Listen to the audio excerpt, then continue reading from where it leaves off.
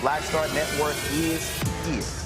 Hold no punches! I'm real revolutionary right now. Support this man, Black Media. He makes sure that our stories are told.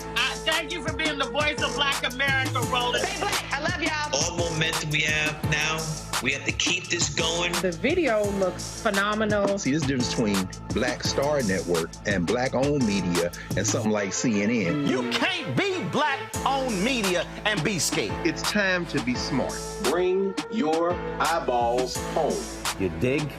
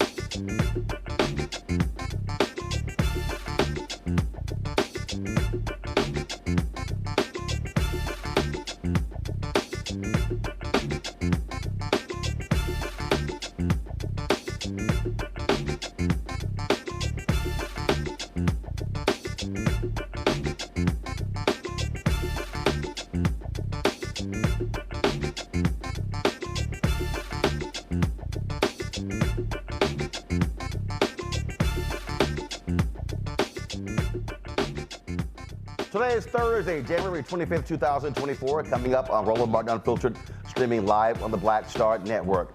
A Minnesota state trooper is facing murder charges in the death of a black man during a traffic stop. We'll be joined by civil rights attorney Harry Daniels, who's representing Ricky Cobb II's family, and he'll join us right here on the show. President Joe Biden says Americans have created a stronger economy as the country exceeds expectations, proof that Bidenomics is working.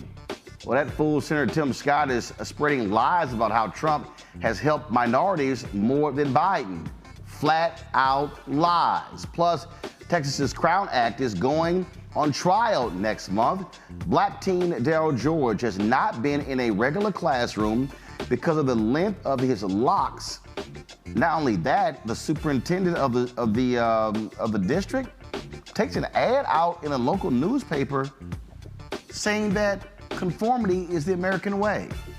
We'll be joined by a member of the Texas legislature to discuss this. Also, folks, it's National Gun Violence Survivors Week, and the Maryland Congressman is hosting an action summit on Capitol Hill to discuss strategies for reducing gun violence. He and a mother who lost her daughter to gun violence will join me on the show.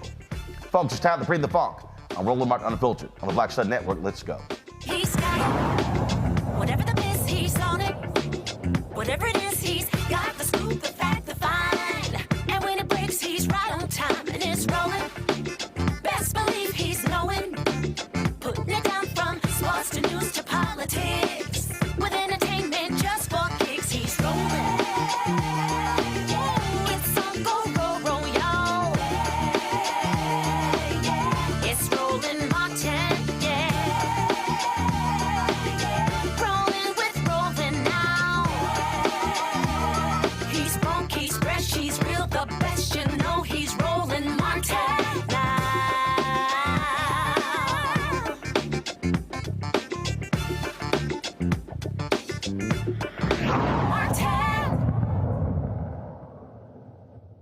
A Minnesota state trooper is charged with murdering a black motorist during a traffic stop. The stop took place on July 31st. Ricky Cobb II failed to get out of his car and took his foot off of the brake when officers tried to arrest him. Trooper Ryan Londregan shot Cobb as he drove away. He has been charged with second-degree unintentional murder, first-degree assault, and second-degree manslaughter. Hennepin County Attorney Maryland Congressman said the officer's use of deadly force against Cobb was simply not justified.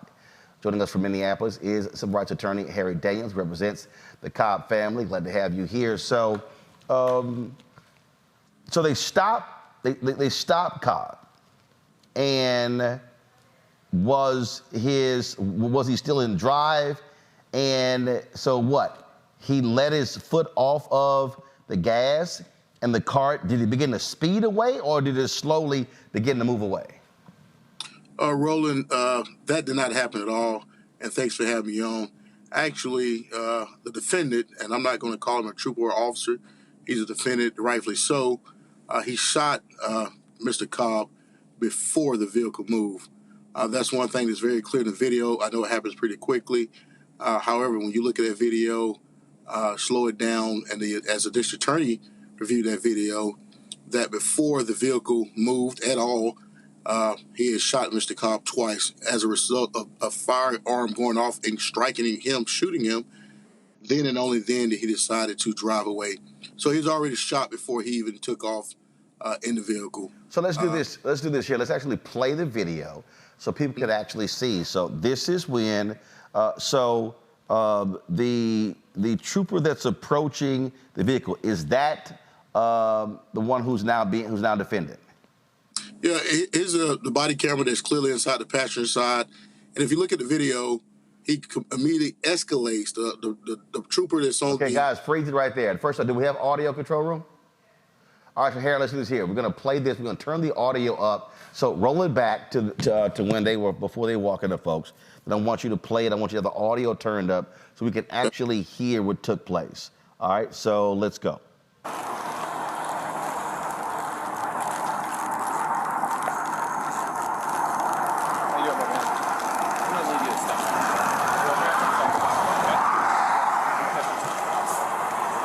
Every time y'all talk about, we need some stuff to talk about, y'all can take me to jail for what?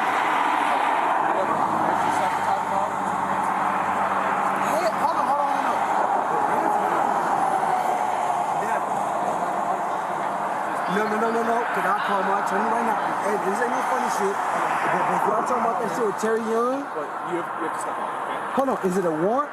No, it's not a warrant. Hold on. I'll explain it all out. Hold on, is y'all finna get on some funny shit with me? Y'all keep it a buck with me, bro. But if y'all finna get on some funny shit with me, y'all can tell me right now so I can call my attorney. Can't hang my keys.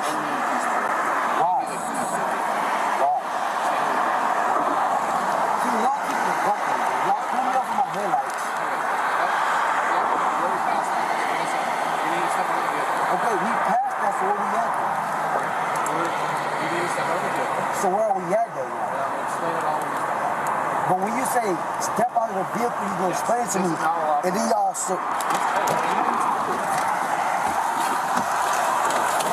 Get out of the car now!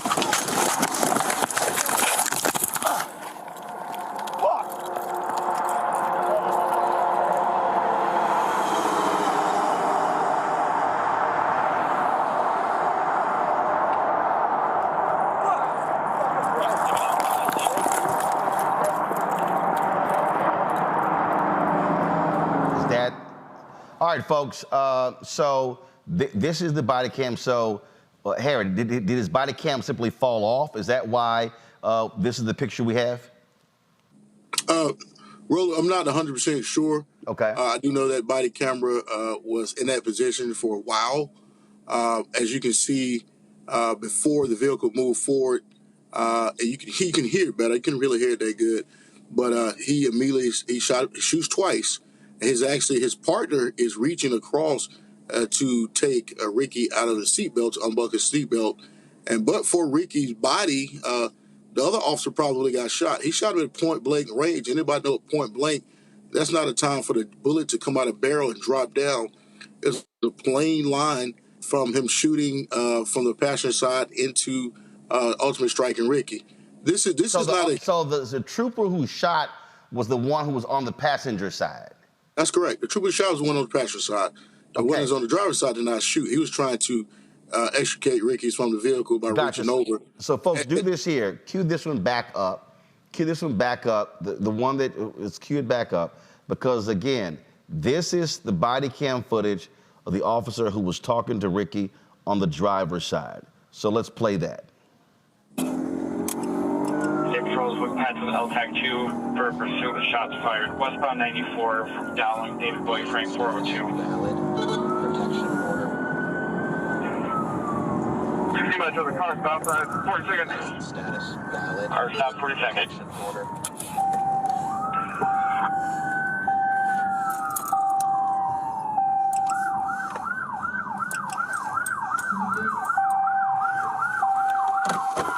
License status valid.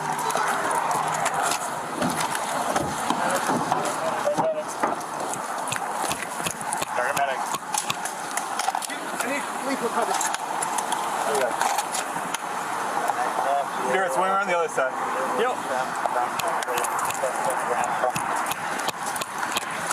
So, Harry, at this point, shots had already been fired, correct?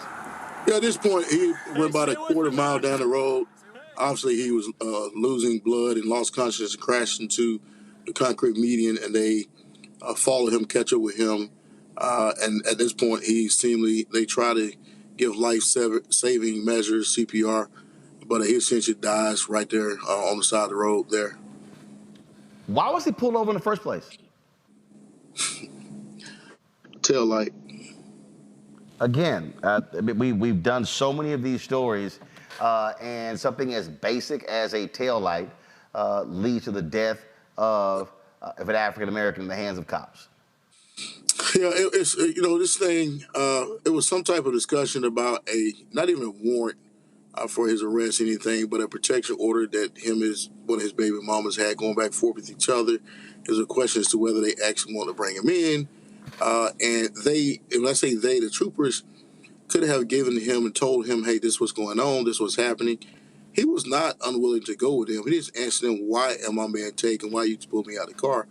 Then the escalation from the defendant, Londregan, who's been charged with murder, he clearly escalates and elevates his voice and pull his weapon to get out the car for no reason. There's no threat. Mr. Cobb had no weapon, no knife, or anything in his hand. I mean, that's clear because the driver's side trooper is in close proximity of him and reaching over his body. So he wasn't in fear that he was going to do anything, had any weapon. But as soon as he reached over, this guy point blank shoots him. And only then did the car move forward. I mean, they was talking about, let's say some of the defense attorney, his defense attorney is talking about it's a hero being prosecuted. It was a hero that night. And that hero was Ricky Cobb, that body shielded that other officer on the driver's side. But for Ricky's body, unfortunately, The other officer probably would have been shot as well. Make no mistake about it, this is a clear charge. This is a good charge. This is the same charge that was in the George Floyd case with Derek Chauvin, the exact same charges. The murder, unintentional murder. And the reason why it's unintentional, because if you charge it as intentional, you have to prove that he had the intent to kill. Clearly, if you shoot a person at point blank range, 1,500 pounds of pressure coming out of a weapon, more than likely you're going to kill him. But I think this district attorney, Moriarty, her team did a fantastic job and thoughtful going through the process and charging him. There was no reason whatsoever for him to shoot his weapon. There was no reason. Roland, it was no reason for him to even pull his weapon out. There was no escalation. There was anything, no threat whatsoever. Ricky was compliant, and people was talking about, well, he drove and they shot. Absolutely not. It's not the case. There was no dragging anybody. He was shot before he drove, and rightfully so. If you get shot at by the police and you ain't did anything wrong, it's a fight and flight mode. But unfortunately, this young man, this young father, he has a twin brother. Who's great, who spoke very elegant, looked just like him, and his family miss him dearly. And this is, unfortunately, in Minneapolis, Minnesota, the same grounds where George Floyd was killed, and Deontay Wright and so many others, and this is historical. I want the nation to understand and know your viewers that this is historical. In the George Floyd matter, it was a state's attorney bringing the charges. This is a county attorney who brought these charges. Her staff has brought these charges against an officer who clearly committed murder, charged with murder, and looking at 70 years in prison. How old was Ricky? I believe he was 33 years old. 33 years old. Harry, we appreciate it. Thanks a bunch. Hey, man, I hate coming over here in these circumstances, but I appreciate you guys for keeping these stories alive in the front. And maybe one day that I will be out of business as a civil rights attorney. But until that day, we're going to keep pushing forward. And thank you, guys. Appreciate it. Thanks a bunch. Folks, going to a break. We'll be back on Roland Martin Unfiltered right here on the Black Star Network.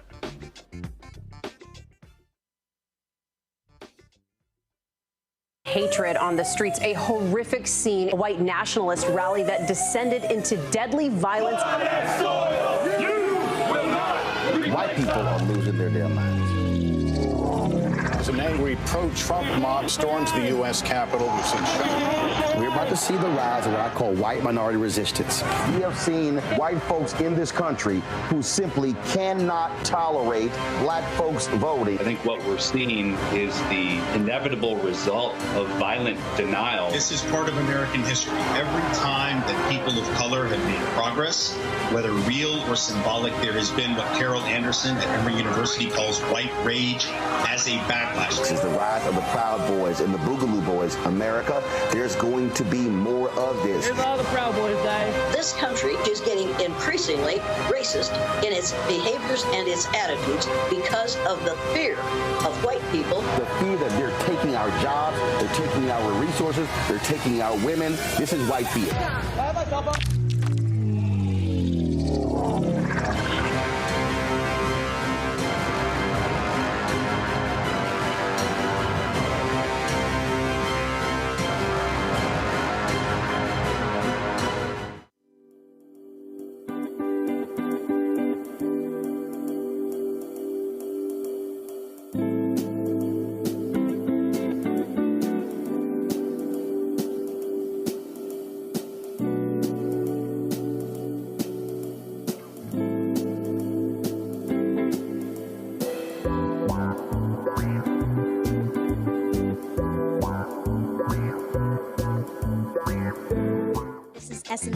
What's the love king of R&B, Raheem Devon? It's me, Sherry Shepard, and you know what you watch. You're watching Roland Martin Unfiltered.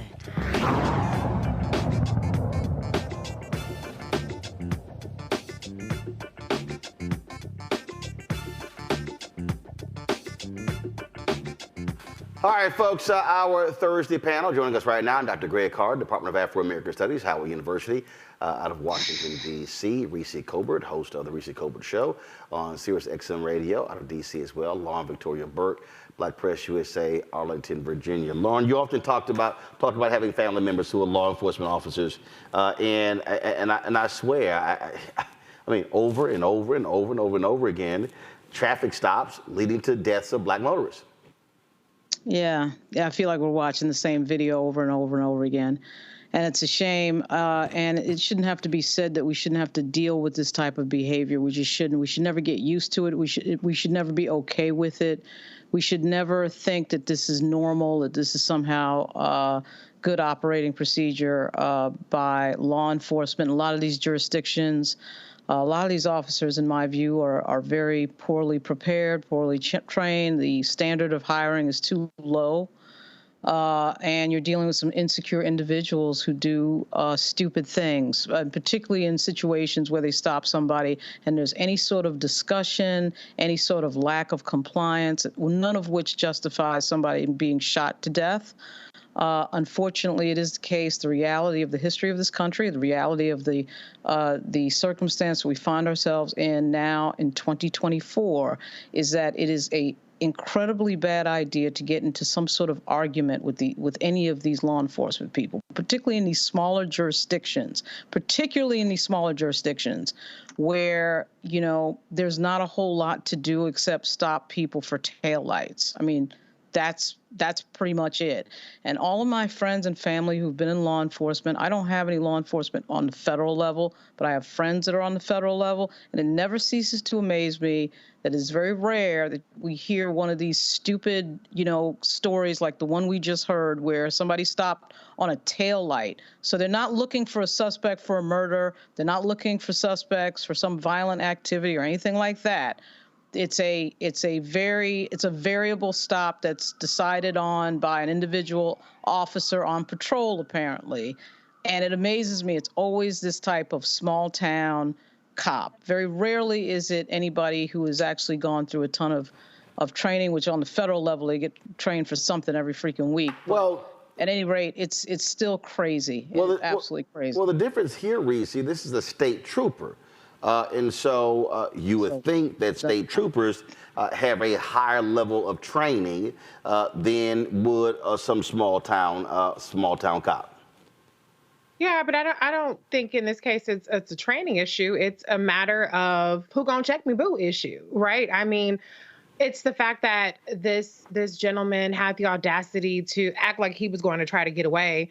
It seemed to me more like his foot slipped. Maybe he was a little panicked. I mean, you know, all of a sudden you're getting pulled over from, you know, your taillights being off to now people saying they want you to step out the car.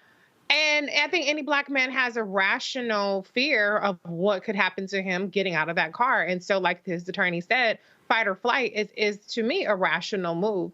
But I think it's ridiculous how these police officers expect full compliance, excellent judgment. Yes, you wouldn't normally want to do anything to arouse suspicion from these trigger-happy cops. But at the end of the day, it's a very scary situation. Yet for themselves, that standard of perfection, that standard of always keeping your cool about you and making sure that you don't do anything that can escalate a situation, they don't seem to have that.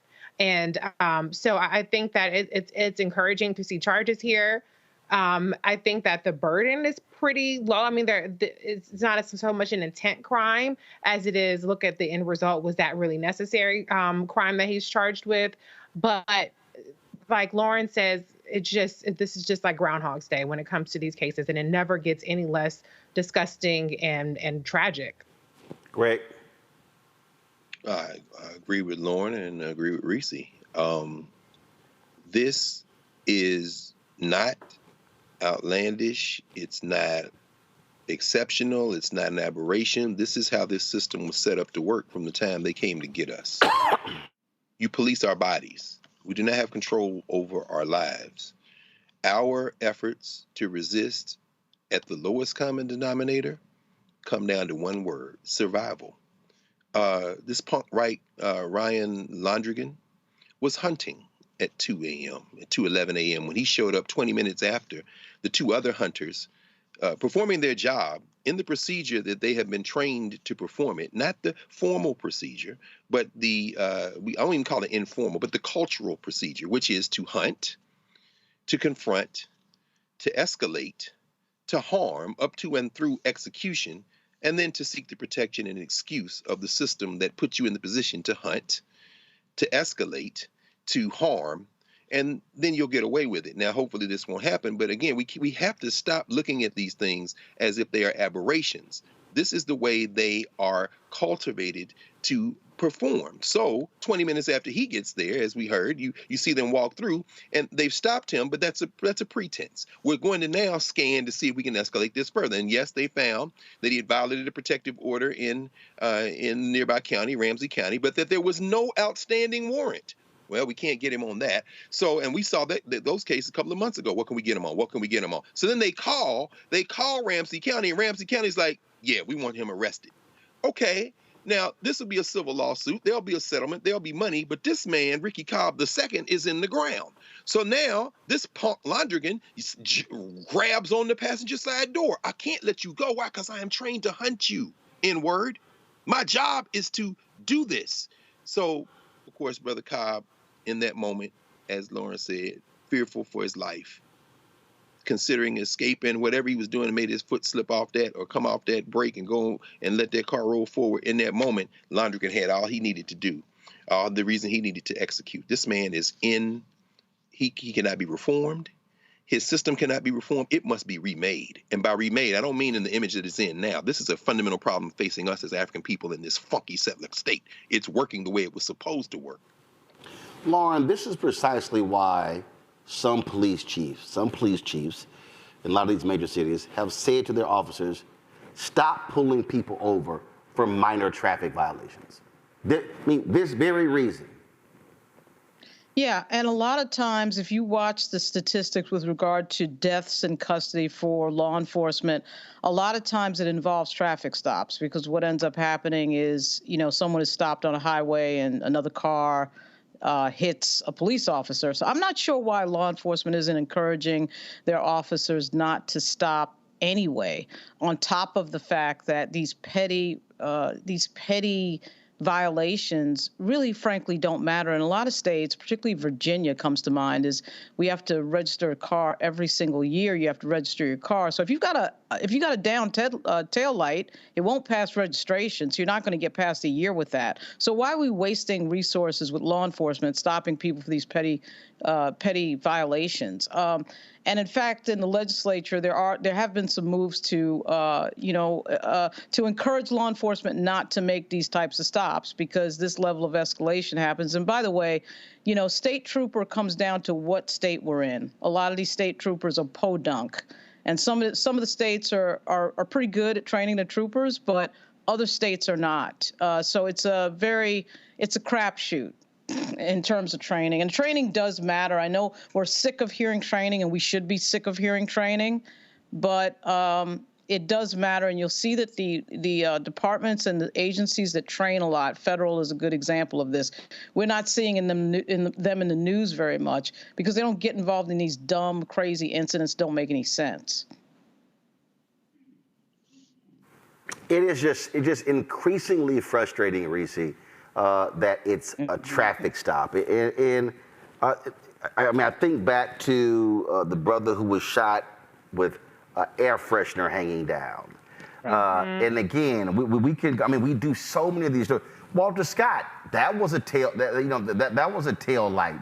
I mean, just basic fundamental things, and we're sitting here having to deal with the reality of somebody black being killed and families having to bury people, and now go through all of that particular trauma over a damn tail light.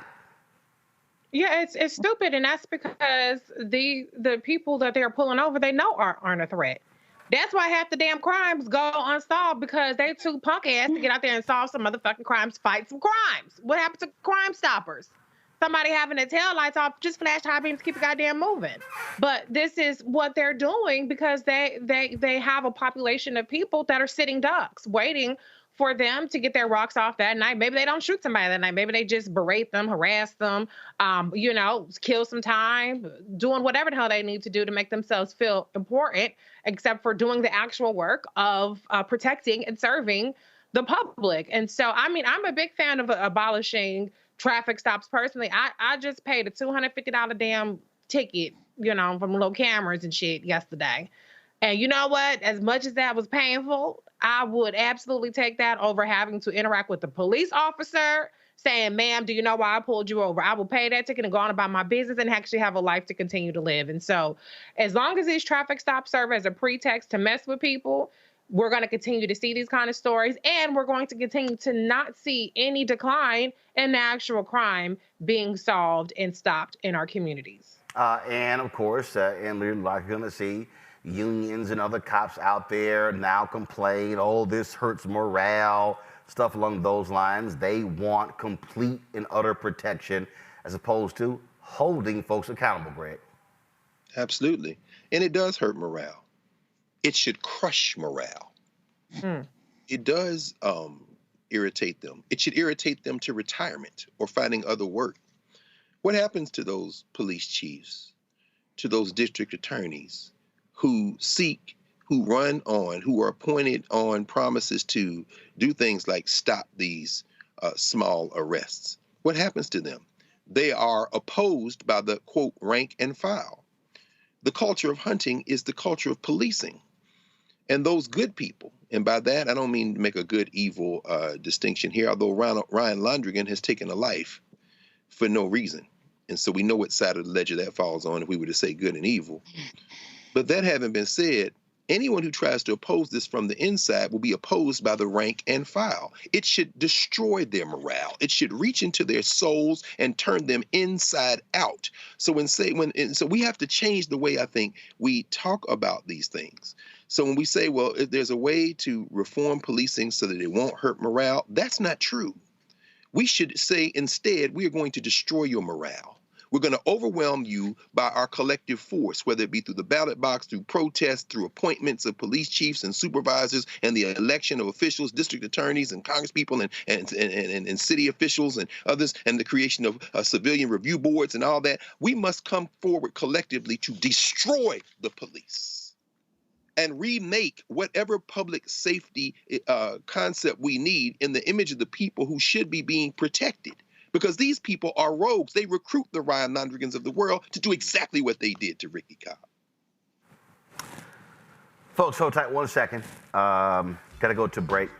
We come back. We'll talk about gun deaths in this country and the effort to lower them, stop them. We'll discuss that next right here on Roland Martin Unfiltered on the Black Star Network. Be sure to support us in what we do, folks. Our Brenda Funk Fan Club. Our goal is to get 20,000 of our fans contributing on average $50 each to raise $1 million to offset the cost of not only running this show, but the other shows on the Black Star Network. There's no other Black-owned media outlet doing the kind of content that we do every single day here on this network. Your support is critical to us doing what we do. So you can see your check and money order to P.O. Box 57196, Washington, D.C., 20037-0196. Cash App, $RM Unfiltered, PayPal, R Martin Unfiltered, Venmo is RM Unfiltered, Zelle, Roland at RolandSMartin.com, Roland at RolandMartinUnfiltered.com. We'll be right back.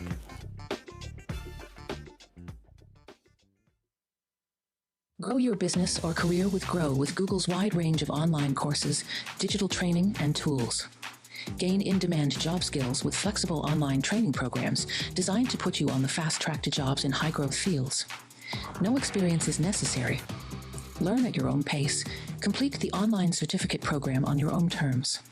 Stand out to employers, get on a path to in-demand jobs, and connect with top employers who are currently hiring. Take one professional career certificate program or all 6. Earn a Google Career Certificate to prepare for a job in a high-growth field like data analytics, project management, UX design, cybersecurity, and more. All professional career certificate programs must be completed by December 31st, 2024. Scan the QR code to complete the application. There are 1,000 scholarships available. Grow with Google and J. Hood and Associates. Be job ready and qualify for in-demand jobs. We just have one of the oldest cultures that's desperately needed for mutual salvation. That's the consciousness. We have the keys in our roots to save mankind. We get to see the condition of other countries, other oceans, other cultures. And if we believe in God, a lot of us do, He's telling us if you don't get rid of that stuff that makes somebody superior or inferior and work together for the mutual salvation, everybody's gone.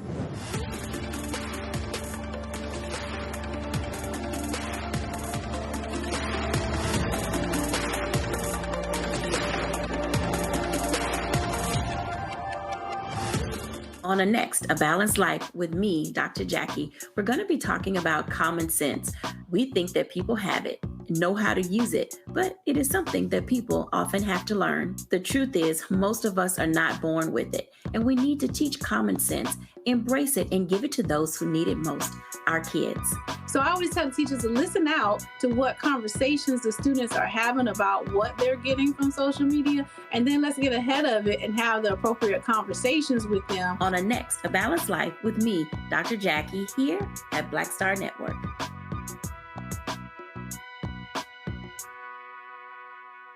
Hello, I'm Jamia Pugh. I am from Coatesville, Pennsylvania, just an hour right outside of Philadelphia. My name is Jasmine Pugh. I'm also from Coatesville, Pennsylvania. You are watching Roland Martin Unfiltered. Stay right here.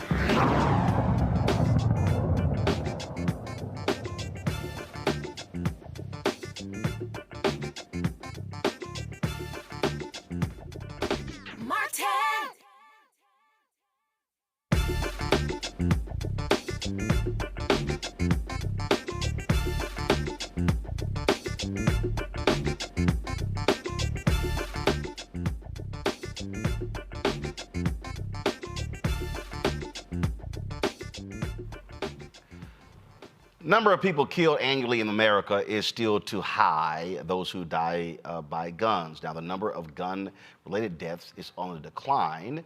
2023, there were 18,874. That was a drop from what we have seen over the last 3 years, but that is still simply 18,874 too many. Maryland Congressman Glenn Ivey wants to keep that decrease continuing. That's why he is hosting the inaugural Prince George's County Gun Violence Survivors Week Action Summit. He is joined along with Dr. Tyrese McAllister, whose daughter was a victim of gun violence. So glad to have both of you here on Roland Martin Unfiltered. Glenn, what we continue to face is this here. If people want to understand the difference between two parties, Republican and Democrat, you literally have one party that whatever the NRA wants, they do. Yeah. When we have seen gun violence in this country, when we have seen mass shootings, Tennessee, where there was a school shooting, one of the first things they did was grant immunity to a gun manufacturer in that state. And so that really is, if people are sitting here at home saying, hey, both of these parties are the same, this is a perfect issue where it's clear they're not. That's absolutely right. We're trying to move bills through Congress right now that are just really straightforward. I'll give you a couple examples. I've got a bill that's called Raise the Age. It would take the age from 18 to 21 to purchase an assault weapon. It's already 21 to buy a handgun. I can't get one Republican to co-sponsor that bill. Another one, ghost guns. The only reason you have a ghost gun is if you want to commit a crime and not get caught because they don't have serial numbers on them. And people who can buy them just over on the internet. Can't get one Republican co-sponsor for that one either. So, just really straightforward stuff, expanding background checks, red flags, and the like. They're not co-sponsoring or supporting any of those, much less bringing them to the floor for a vote. So we're going to keep trying to push to get those. We're trying to use discharge petitions, which is sort of an arcane strategy. But we need to try everything we can to try and address these problems. This right here, Dr. McAllister, is a perfect example of when I hear people say, you know what, I'm just going to sit this one out. I'm not going to vote. Whether it's for president, whether it's Joe Biden, whether it's Vice President Kamala Harris, whether it's for U.S. Senate, for members of Congress, whether it's for state elected officials. And I keep saying, well, you can't say there are issues that you care about, but then you're going to sit elections out when it's the politicians who are the policy makers. You're absolutely right. It's very frustrating, especially for a person like myself who lost a daughter or child to gun violence, that people would even think to sit this out or to not get involved in other ways. Like, we need all hands on deck. Because the Republicans aren't doing anything, we definitely need everybody else to do something that will help gun violence. So, Congressman Ivey, what will this summit do? What's the plan of action? Well, it's a sort of multi-pronged approach. We're trying to do things where we're bringing survivors together, like Dr. McAllister, who unfortunately are in this club now, basically, where they've lost a loved one to gun violence. They might have been parents, might have been siblings, but they lost someone. But there's a power that comes from that. So you've got people like Dr. McAllister who've turned that pain into power and are trying to use it to impact policies at the state and local level and the federal level too. But also they formed a network where they're providing support to each other, other parents or siblings who just are recently going through something that they've gone through before. And Dr. McAllister actually has a background in mental health treatment too, so she's especially good at this. Another big part of what we're trying to do is get resources to the communities, grants. The Biden administration has been fantastic, not just on this front, but across the board. But, getting funds for key programs, like we're trying to get violence interrupters. We're trying to do programs that incorporate the hospitals. We're trying to do outreach to get additional treatment, mental health treatment from an intervention and prevention standpoint, instead of waiting until after some shooting has taken place and somebody's been hurt or killed. So there are all of these kinds of things we want to try and bring forward tomorrow. And see if we can sort of come together, work together, and move forward together. Doc, do you and others plan to go knock on the doors of Republican members of Congress and say, why don't you attend this summit and see if they even will show up? We had not planned to do that, but I think that's an amazing idea. We definitely need to hold elected officials accountable, because no matter how you got in office, no matter who voted you in, you are supposed to hold their office for every person that you're over. And so we do need to do that. So thank you for that idea. I think we should be more aggressive. Questions from the panel. Reese, you first. Yeah, I want to know how can you influence at least funding towards these programs outside of the official legislative process, where you have to get a bill passed, like in the appropriations or any of those kinds of methods of getting more funding towards preventing gun violence?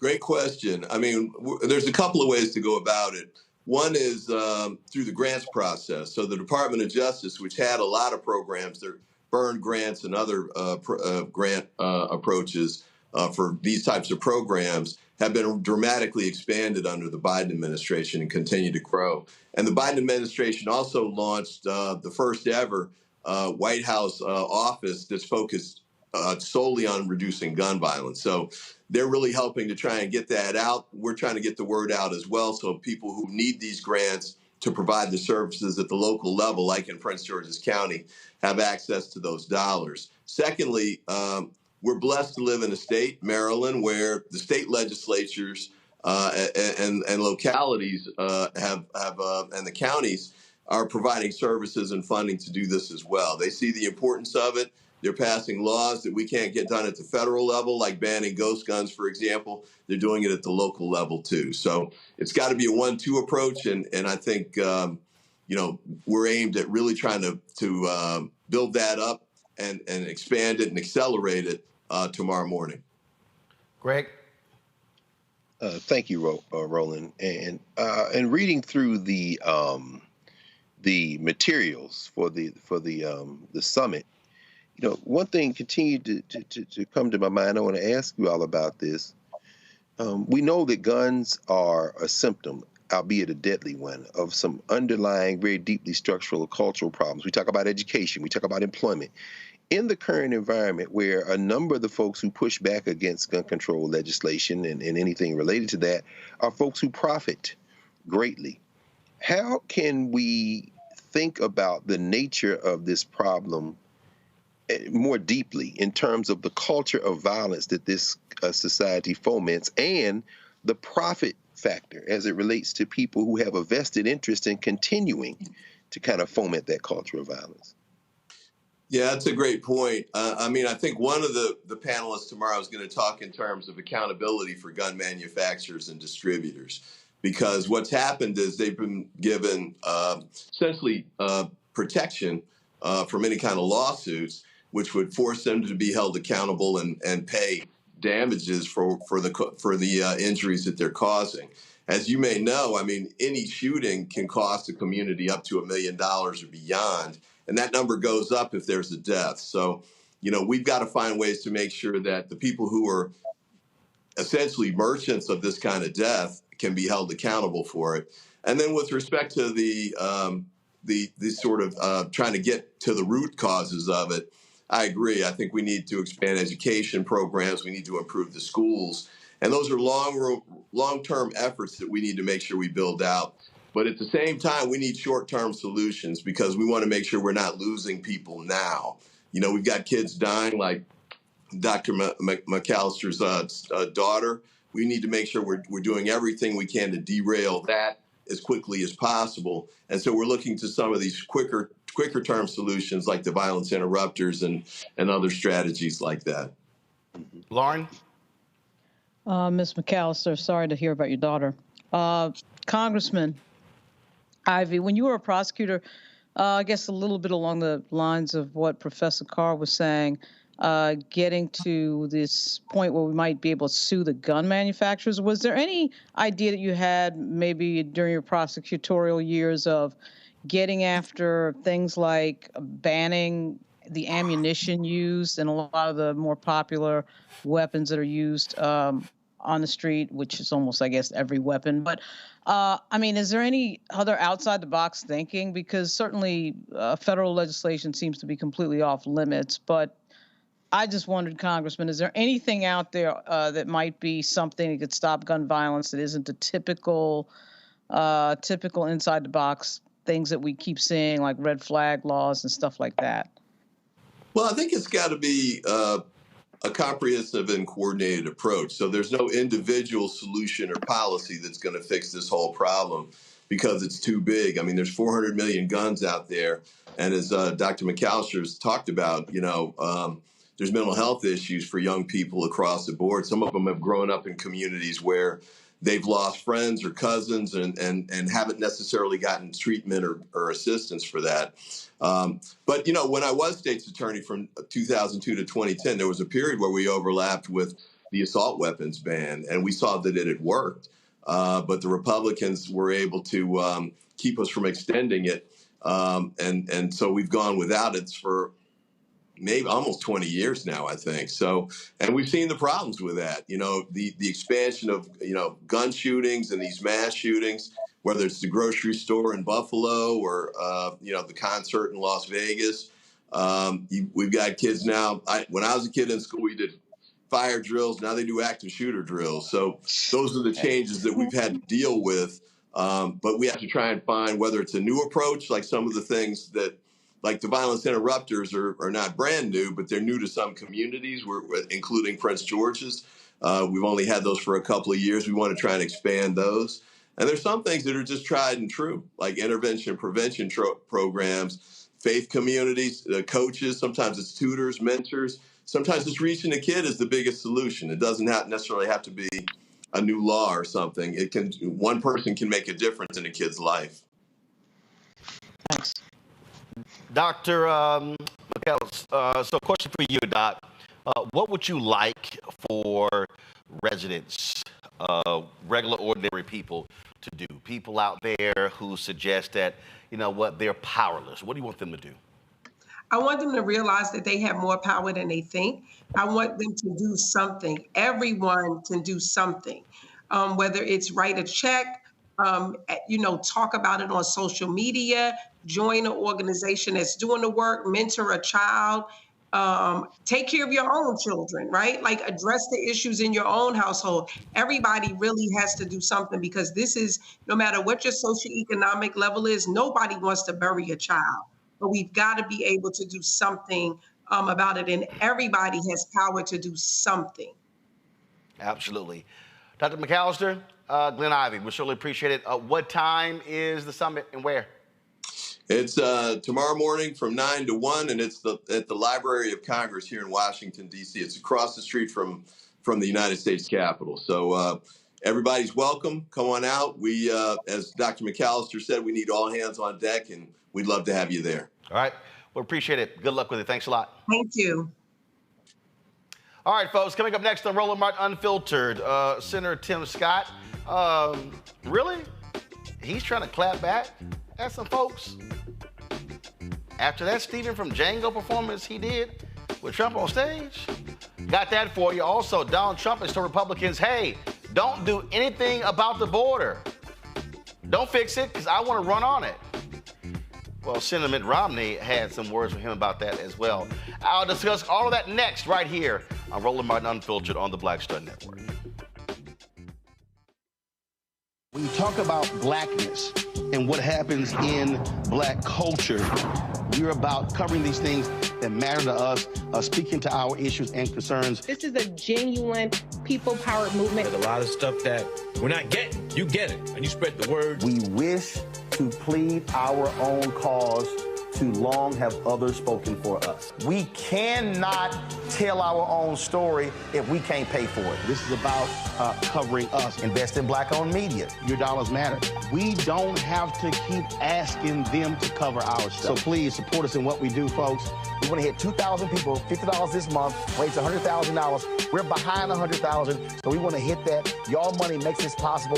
Check some money orders. Go to P.O. Box 57196, Washington, D.C. 20037-0196. The Cash App is $RM Unfiltered. PayPal is R Martin Unfiltered. Venmo is RM Unfiltered. Zelle is Roland at RolandSMartin.com. On the next Get Wealthy with me, Deborah Owens, America's Wealth Coach, nurses are the backbone of the healthcare industry, and yet only 7% of them are Black. What's the reason for that low number? Well, a lack of opportunities and growth in their profession. Joining us on the next Get Wealthy is Needy Bartonelli. She's going to be sharing exactly what nurses need to do and what approach they need to take ownership of their success. So the Black Nurse Collaborative really spawned from a place and a desire to create opportunities to uplift each other, those of us in the profession, to also look and reach back and create pipelines and opportunities for other nurses like us. That's right here on Get Wealthy, only on Black Star Network. Hi, everybody. I'm Kim Coles. Hey, I'm Donnie Simpson. Yo, it's your man Dion Cole from Blackish, and you watch Roland Martin Unfiltered.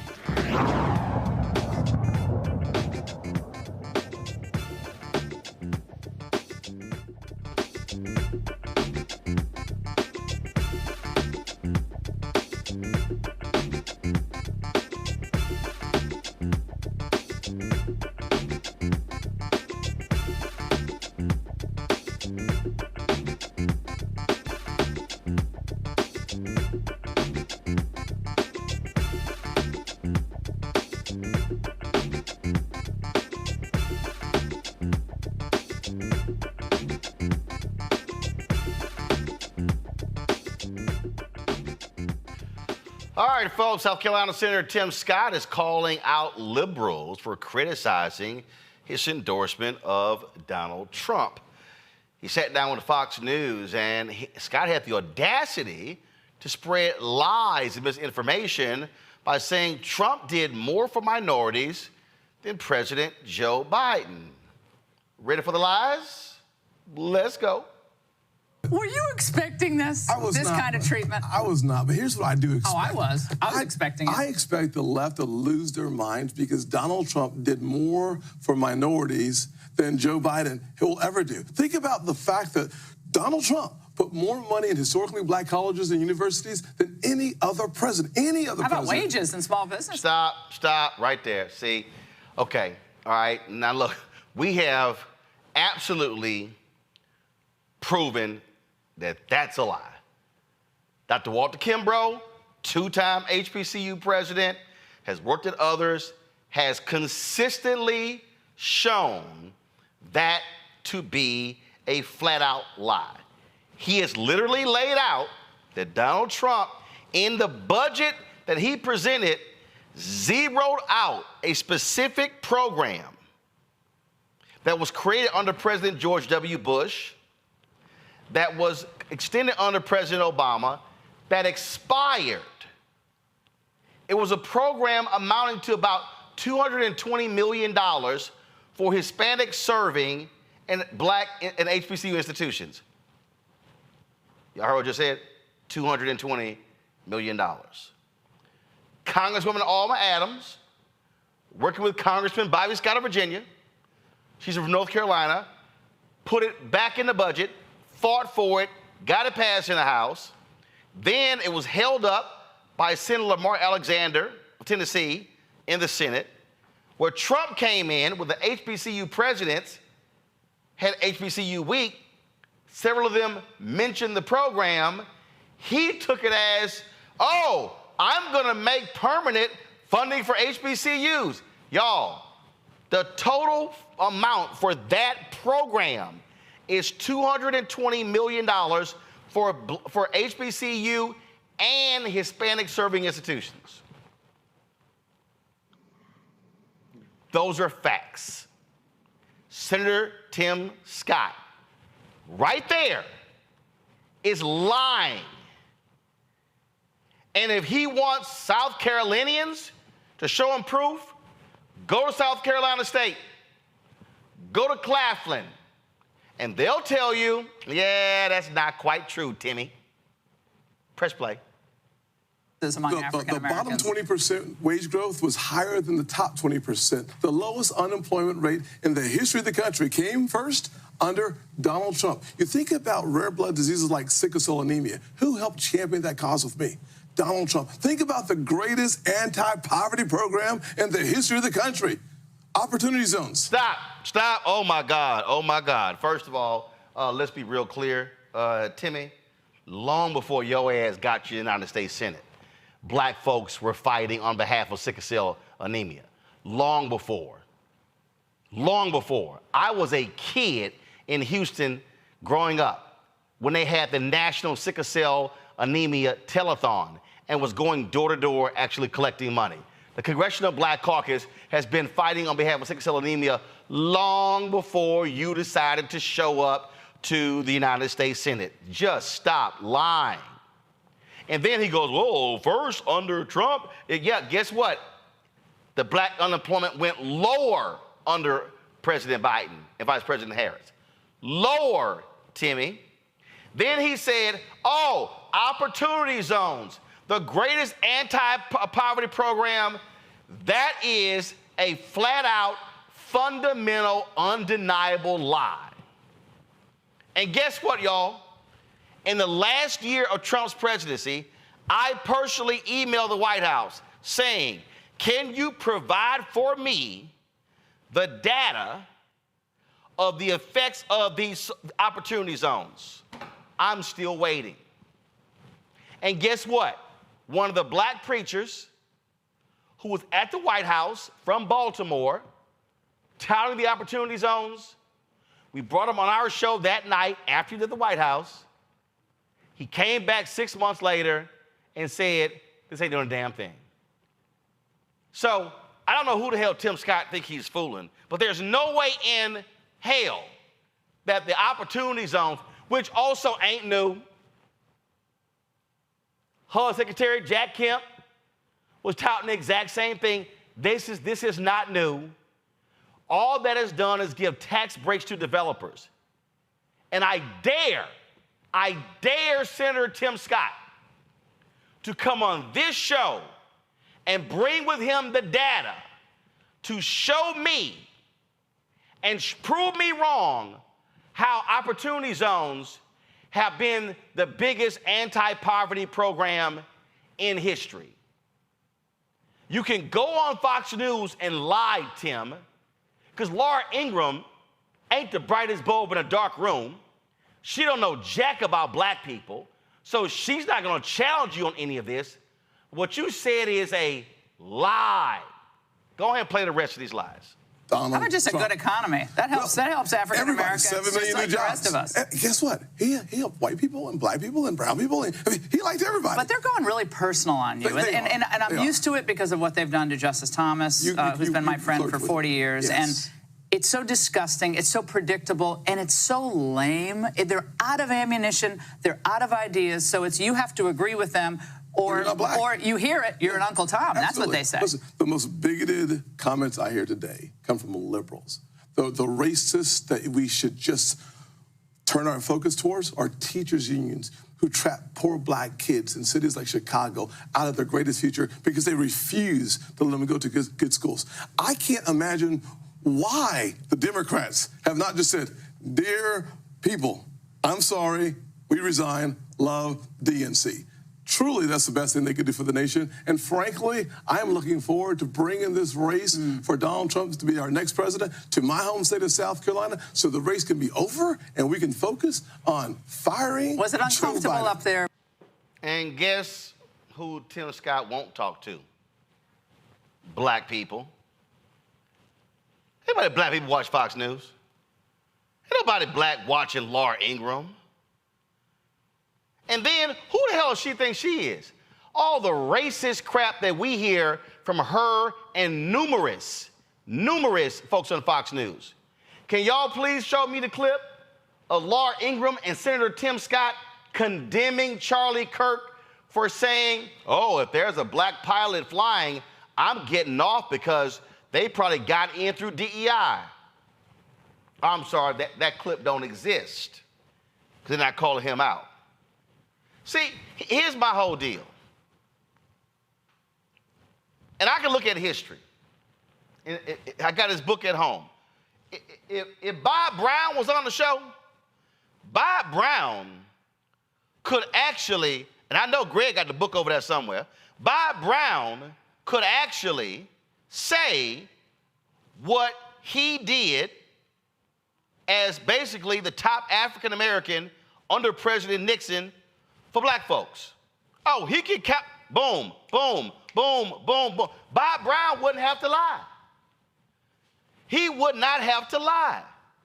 But Senator Tim Scott he's literally, y'all, what he said is easily disproven. But when you're talking to a fool like Laura Ingraham, who ain't never ran into a fact she couldn't distort, it feeds the beast to say, see, the black senator, he said that Trump did all this stuff for black people. Y'all know he skipped saying, oh yeah, by the way, Donald Trump blamed and targeted black people. Did any of y'all hear Senator Tim Scott and Laura Ingraham condemn Trump targeting the two black women in Georgia? Turning life upside down, the ones with the Subaru Giuliani? I ain't heard that. I ain't heard that. The same Senator Tim Scott, who I got on video going down to Selma for the field trip with Congressman John Lewis, but comes back to the Senate and opposes the John Lewis Act. Oh yeah, the same Senator Tim Scott, who thwarted the George Floyd Justice Act. And then when I questioned him on how was it that he did the exact same thing, calling for the defund of police departments that would not pass certain rules and procedures, he stopped returning my text messages. Oh, he was real talkative before. But then when I hit him what was on his bill and what his deputy chief of staff said, all of a sudden, he stopped talking. What we see here, Reese, is the BS. And what Senator Tim Scott doesn't like, he doesn't like being called out on facts. I'll say it again, Senator Tim Scott, because you've been running from black-owned media. You won't come talk to us. Oh, you run to Fox News. You run to Margaret Brennan over at Face the Nation. Oh, you run over to meet the press, but you're not going to come talk to black-owned media because you know what's going to happen. I'm going to say, go to my iPad. And I'm going to sit here while you sit right here and lay out the facts and then force you to defend the lie. And that's what's so galling, Senator Tim Scott. And I had you on the show before. We had cordial conversations. When you challenged me to have a discussion, a whole show dedicated to education, I said, when you want to do it? Y'all, it was so funny. His staff thought I was joking. Oh, well, they said, well, Senator, he just threw it out there. I said, no, he didn't think I was going to accept. I made him come back for a whole hour discussion on public education. See, Senator Tim Scott can't do that stuff with me, not when I'm the founder of School Choice is the Black Choice. See, I understand charter schools. I understand school choice. I also understand fraudulent scam programs like the voucher bill in Texas, like the one in Tennessee. See, it's a little hard to have that conversation with me when your brother and your sister and your other sister have been teachers. See, it's a little hard to do that because you can't throw that little teacher's union crap out to me and think I'm gonna bite on it. Nah, it don't work. But Senator Tim Scott, don't lie. What you said about HBCUs and Trump is a flat-out, bald-faced, undeniable, easily proven lie. And you know it.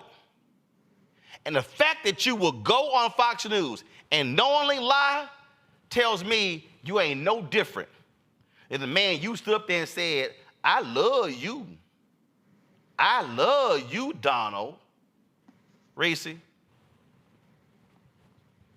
Well, I think that obviously Tim Scott, like all Republicans, don't traffic in the truth. They traffic in whatever narrative they think is going to win them that conversation. I think Tim Scott is feeling a little bit of heat and maybe a little bit embarrassed for the way he debased himself multiple times now with this buffoonish minstrel-like performance that he puts on to show his fealty to Donald Trump. I mean, the eyes bulging, appropriating Fannie Lou Hamer. It's disgraceful and it's embarrassing. And he's going to piss a lot of black people off being a buffoon for Trump. I mean, have some damn dignity, sir. You are a freaking U.S. senator and you're sitting up there acting like the male version of Diamond and Silk to try to get on that VP ticket.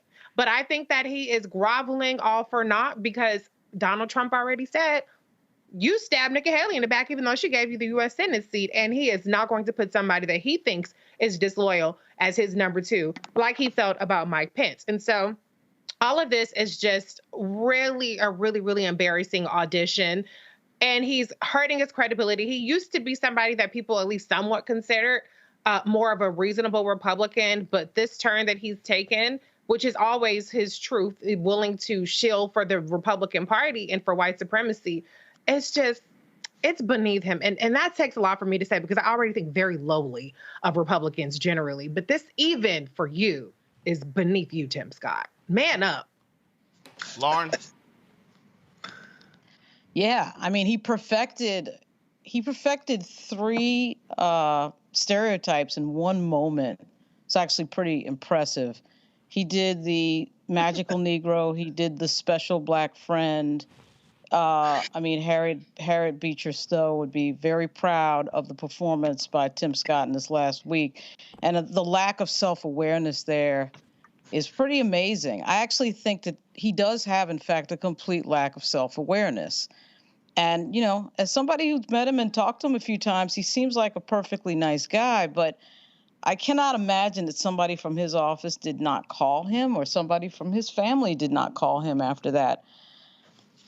What we saw last week, because it was pretty stunning not to realize what you look like in front of the nation to somebody who has said that, who has attacked your colleagues like Maxine Waters and certainly several other black members of Congress, has referred to Baltimore as an S-hole and African countries as an S-hole, and then said that Mexicans were murderers and rapists. I mean, this is the person that Tim Scott wants to be vice president to. This is the person that he looked at and said that he loved. I mean, it is incredibly embarrassing on a level that is beyond minstrelsy. And the idea that as Reese just said, a U.S. senator would just embarrass himself like this is even beyond what we're typically used to when we see people kissing Donald Trump's ass right in front of everybody. But I think it's particularly embarrassing when we consider who Donald Trump is. You know, if this was George W. or George H.W. or Ronald Reagan, yeah, it would be terrible. But Donald Trump, really, Tim Scott, this is who you want to be the vice president to. Now, I would like to think that he's got some Machiavellian plan in his head that maybe Trump is going to be thrown out of office should he be elected again, or that he could possibly become president should he be his vice president. But I actually don't think Tim Scott's that deep of a thinker. I just think that he's just some dude from South Carolina. But man, that was unbelievably embarrassing what we saw this week. Greg. That was a beautiful, not even a takedown, because you didn't do it. It wasn't mean-spirited, Lauren. That was just beautiful. Yeah, I can see that on C-SPAN instead of R-SC for Senator Scott when he speaks. Tim Scott, paren, just some dude from South Carolina, close paren. Because I think that frames it perfectly. I mean, Tim Scott is an incredible blend, an alloy of political ambition and complete and utter, what did the brother at Dartmouth, Jet Charlotte, say the other day? Naked self-abasement. Booker T. Washington had an excuse. Booker T. Washington had an excuse. He had felt the lash. He came out of slavery. And Booker T. Washington never abased himself personally. He kikied for the money from the white folk, from the Carnegies and the Baldwins and the railroad people, and he used it for Tuskegee and to run his Tuskegee machine, and ultimately improved the lives of a number of black people and pissed off people like Monroe Trotter and Ida Wells and W.B. Du Bois. But there was a political thing, and there was an excuse. You came out of slavery. Tim Scott didn't come out of slavery. He comes out of humble beginnings, but this is a man who exhibits all of the deep self-hatreds that mark the psychological wounds of African people in the contemporary era. You combine that with his naked political ambition. I mean, as we say, we can talk to Cory Booker about that bill in 2021 where they worked together, and Scott tells him, hey man, if you can get the FOP on board and these police chiefs, or get a couple of police back, we'll do that.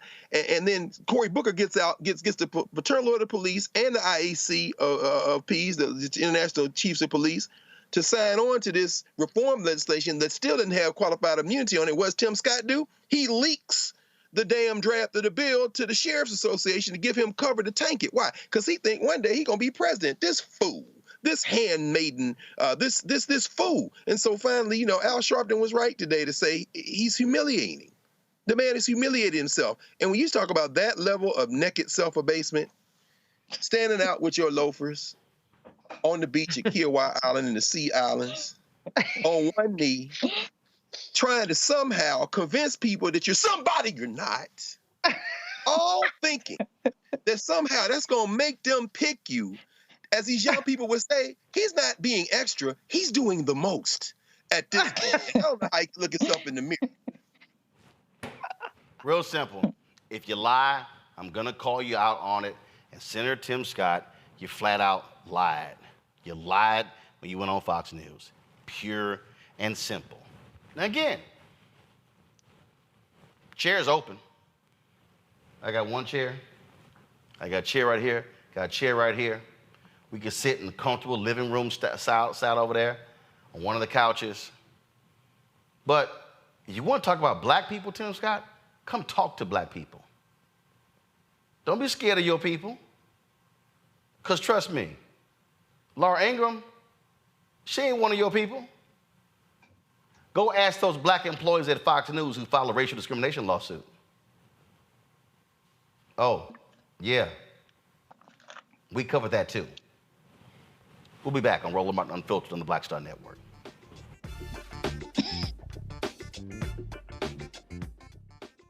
Next on the Black Table with me, Greg Cobb. We look at the history of emancipation around the world, including right here in the United States, the so-called end of slavery. Trust me, it's a history lesson that bears no resemblance to what you learned in school. Professor Chris Manjapra, author, scholar, amazing teacher, joins us to talk about his latest book, Black Ghost of Empire: The Death of Slavery and the Failure of Emancipation. He explains why the end of slavery was no end at all, but instead a collection of laws and policies designed to preserve the status quo of racial oppression. The real problem is that the problems that slavery invented have continued over time. And what reparations are really about is saying, how do we really transform society, right? And stop racial violence, which is so endemic. What we need to do about it on the next installment of The Black Table, right here on the Black Star Network. Next on The Frequency, we have an incredible conversation with my guest, Nadira Simmons, talking about her new book, First Thing First, Hip-Hop Ladies That Changed the Game. The founder of GumboNet tells us the stories behind the women in hip-hop, starting with the first woman that promoted the hip-hop party to Megan Thee Stallion. There's even a chapter on me. That's next on The Frequency on the Black Star Network. We just have one of the oldest cultures that's desperately needed for mutual salvation. That's the consciousness. We have the keys in our roots to save mankind. We get to see the condition of other countries, other oceans, other cultures. And if we believe in God, a lot of us do, He's telling us if you don't get rid of that stuff that makes somebody superior or inferior and work together for the mutual salvation, everybody's gone.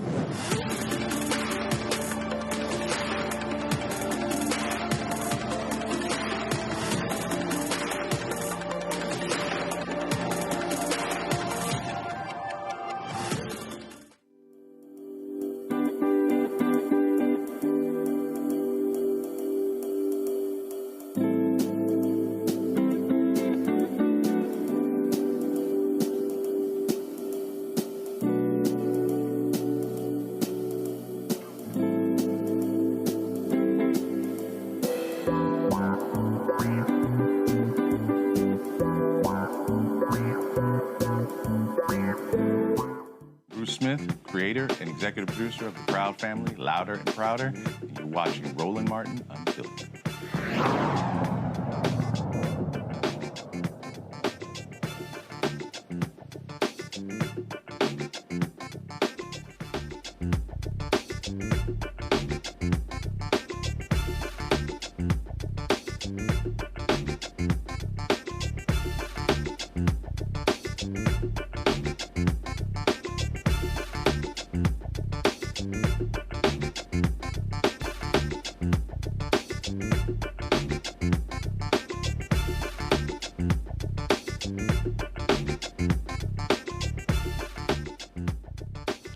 Folks, a Texas judge has ordered a trial to be held next month to determine whether a black high school student can continue being punished by his school district for refusing to change his hairstyle. Now, the family says his locks are protected by a new Texas state law called the Crown Act. Daryl George has not been in a regular classroom at Barbers Hill High School since August 31st. Instead, he has served an in-school suspension or spent time in an off-site disciplinary program. And the Barbers Hill ISD superintendent, Greg Poole, contends that George's long hair, which he wears in neatly tied and twisted locks on top of his head, violates a district dress code that limits hair length for boys. Let me say it again. His hair is not low. Pull a photo up of him. He wears his hair high. So you're complaining about his hair length, but the reality is it's not long. Now, George's family says the policy violates the Texas Crown Act. Y'all, his was so crazy. The same superintendent last week took out a full-page ad in a Texas newspaper to actually suggest that, well, To be American is to conform. When y'all have the ad, please show it. It's unbelievably crazy.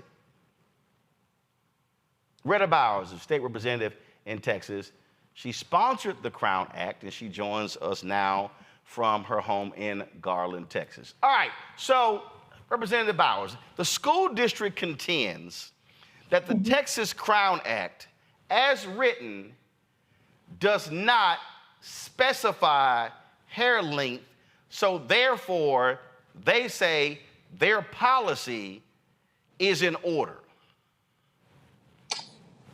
Roland, thank you for having me. We just want to say that the Crown Act, as it is written, we made sure that the protective styles that are protected by this new law were spelled out, being locks, bantu knots, braids, twists, even wearing wigs. And I don't know any Black person in America that locks their hair not to grow it. So to say that length is an issue is really just a loophole that they were trying to find. You already mentioned Barbers Hill ISD and Greg Poole. This is the same school district that was a bad actor that prompted us to make sure that we had a Crown Act passed here in Texas.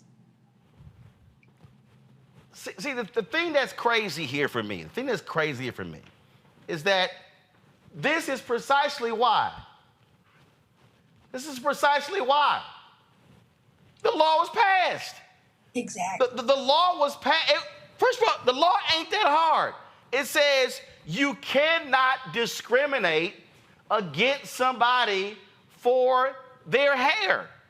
Correct. And you specify in there, this is a district that is specifically targeting this young man. And what's mind-boggling to me, because we've had him on and his mother, is that he's not wearing his hair down. He's literally wearing his hair up. So they're arguing length when it doesn't, it's crazy. Correct. What this is, let's call this what it is. This is a white superintendent who is trying to flat out govern how a young Black boy is to wear his hair. And they're saying is, how dare you be different and wear your hair different? Exactly. And it is racial discrimination at its best, and based truly on the way he's wearing his hair. I said yesterday at the press conference that the way he's wearing his hair doesn't harm anybody, doesn't hurt anybody. He wears his hair locked in barrel rolls, so it is well above his collar, well above his ears, well above his eyebrows. So it does not violate their dress code policy. The other thing that really bothers me about the fact that we passed this bill, and Roland, you and I talked about this many years ago. We passed it here in Texas after filing it twice, 4 years of working on it, and it's the same school district, and again, an African-American young man targeted, and they're not doing it to anyone else. There are many students that are Anglo or Caucasian at Barbers Hill ISD and the high school that their hair is much longer. The attorney has pictures of it. The craziest thing to me is when I got a copy of the case, Exhibit A, if you look at Exhibit A, they have his hair in a totally different style. He had it in a different style, but there again, it's above his collar. So he might have been wearing his locks differently when they took pictures of him, but never once has it been touching his collar, below his earlobes, or below his eyebrows. And if I tell you his hair is neatly groomed, his locks are beautiful if you ask me. And it felt like time had rolled back as we sat in that courtroom yesterday, and like it was fighting for the right to vote. This young man wants to go to school, and he's not even, he doesn't have any disciplinary issues. They're just keeping him from classroom instruction. And I think it's 80% of this school year he's been out of the classroom.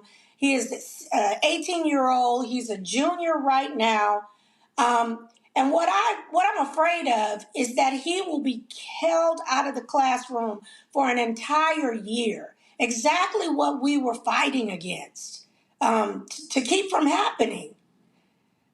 So it's really disturbing when you think about it, because, what I don't want to happen is him to get to senior year and they're saying he can't graduate. Greg Poole, the superintendent, took out this ad, and folks, go ahead and show it. A full-page ad in the Houston Chronicle. He was, guys, you should have the control room. He was complaining about them not printing a letter to the editor.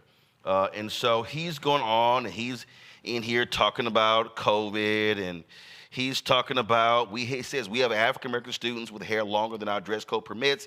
They applied, qualified for, and were granted religious exemptions. And he's talking about how their African-American population has grown, and parents are flocking to a disciplined school district that prioritizes safety and has high expectations in all things and doesn't lose sight of the main goal of educational excellence. And he's in here talking about the progressive history of the district.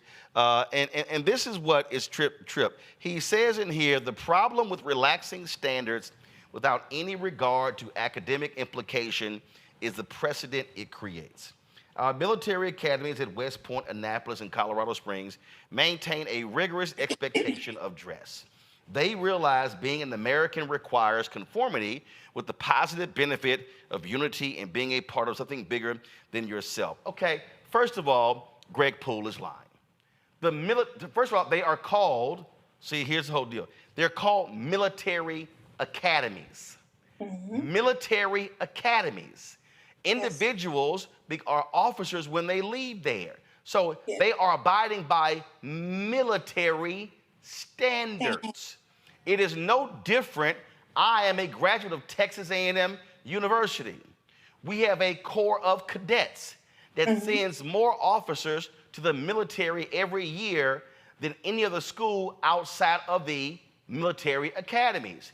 If I chose to become a member of the Texas A&M Corps of Cadets, I would have to abide by the dress code of the Corps of Cadets, the hairstyle of the Corps of Cadets. But because I did not become a member of the Corps of Cadets at Texas A&M, I was a regular student. So it's nonsensical for the superintendent to say, we have our military academies and it's about American conformity, when he gets to dress how he wants to, unlike the leaders of the military academies that he mentioned. Yeah, and Roland, you're exactly right. This is, we're from the same hometown. I'm from Houston. I'm from the Trey, and I'm going to be honest with you. I'm from 3rd Ward, and the reality is, when you talk about conformity, Barbers Hill ISD is the one who is not conforming. They are not complying with what is the law in Texas right now. And they are not wanting to change their dress code policy to adhere to the Crown Act. And, I went to private school. I wore uniforms, but we're talking about public school in Texas. And right now, race-based hair discrimination is against the law. The Commissioner, Mike Morath, needs to make sure that all ISDs are in compliance with the Texas Crown Act. And the Crown Act, it promotes acceptance, engagement, student engagement. It promotes freedom to be accepted in the classroom and in the workplace. So whether that's in the classroom or the boardroom, that you can walk in as you are, wearing your hair, rocking your crown how you wish, and be accepted as a professional human being and bring the intelligence that you come with to the table without question.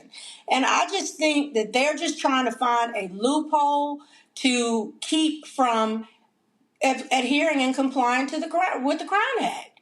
So we worked too hard to pass this bill and this legislation in the state of Texas, the deepest southern state to pass it, in a bipartisan way. It passed 143 to 5 out of the House, 29 to 1 out of the Senate. And when Lieutenant Governor Dan Patrick received it from the House, he said it was a bipartisan bill. So they just need to know that they are the ones who are choosing not to conform. And I want to say this. Greg Poole did everything in that full page ad but called me by name. And I want to say this. You call my name, I'm going to show up. And that's why I showed up down in Anahuac, Texas, outside of Mont Bellevue yesterday at that hearing. I called once this thing, they had Daryl George out of class. I tried to call the communications director. He would not speak with me, and I understood that it was a federal case, Roland. But doggone it, he found a way to call me yesterday after he saw me standing right there in Anahuac. I am upset because we worked too hard to pass it, and it is the law in Texas, and they just need to follow it. And here's the one that I'm really confused by before I go to my panel with some questions for you, Representative Bowers. That boy's hair ain't got a damn thing to do with education. Nothing. He is an excellent student. It literally has nothing to do with learning. It is not an impediment to learning. It is not an obstacle to learning.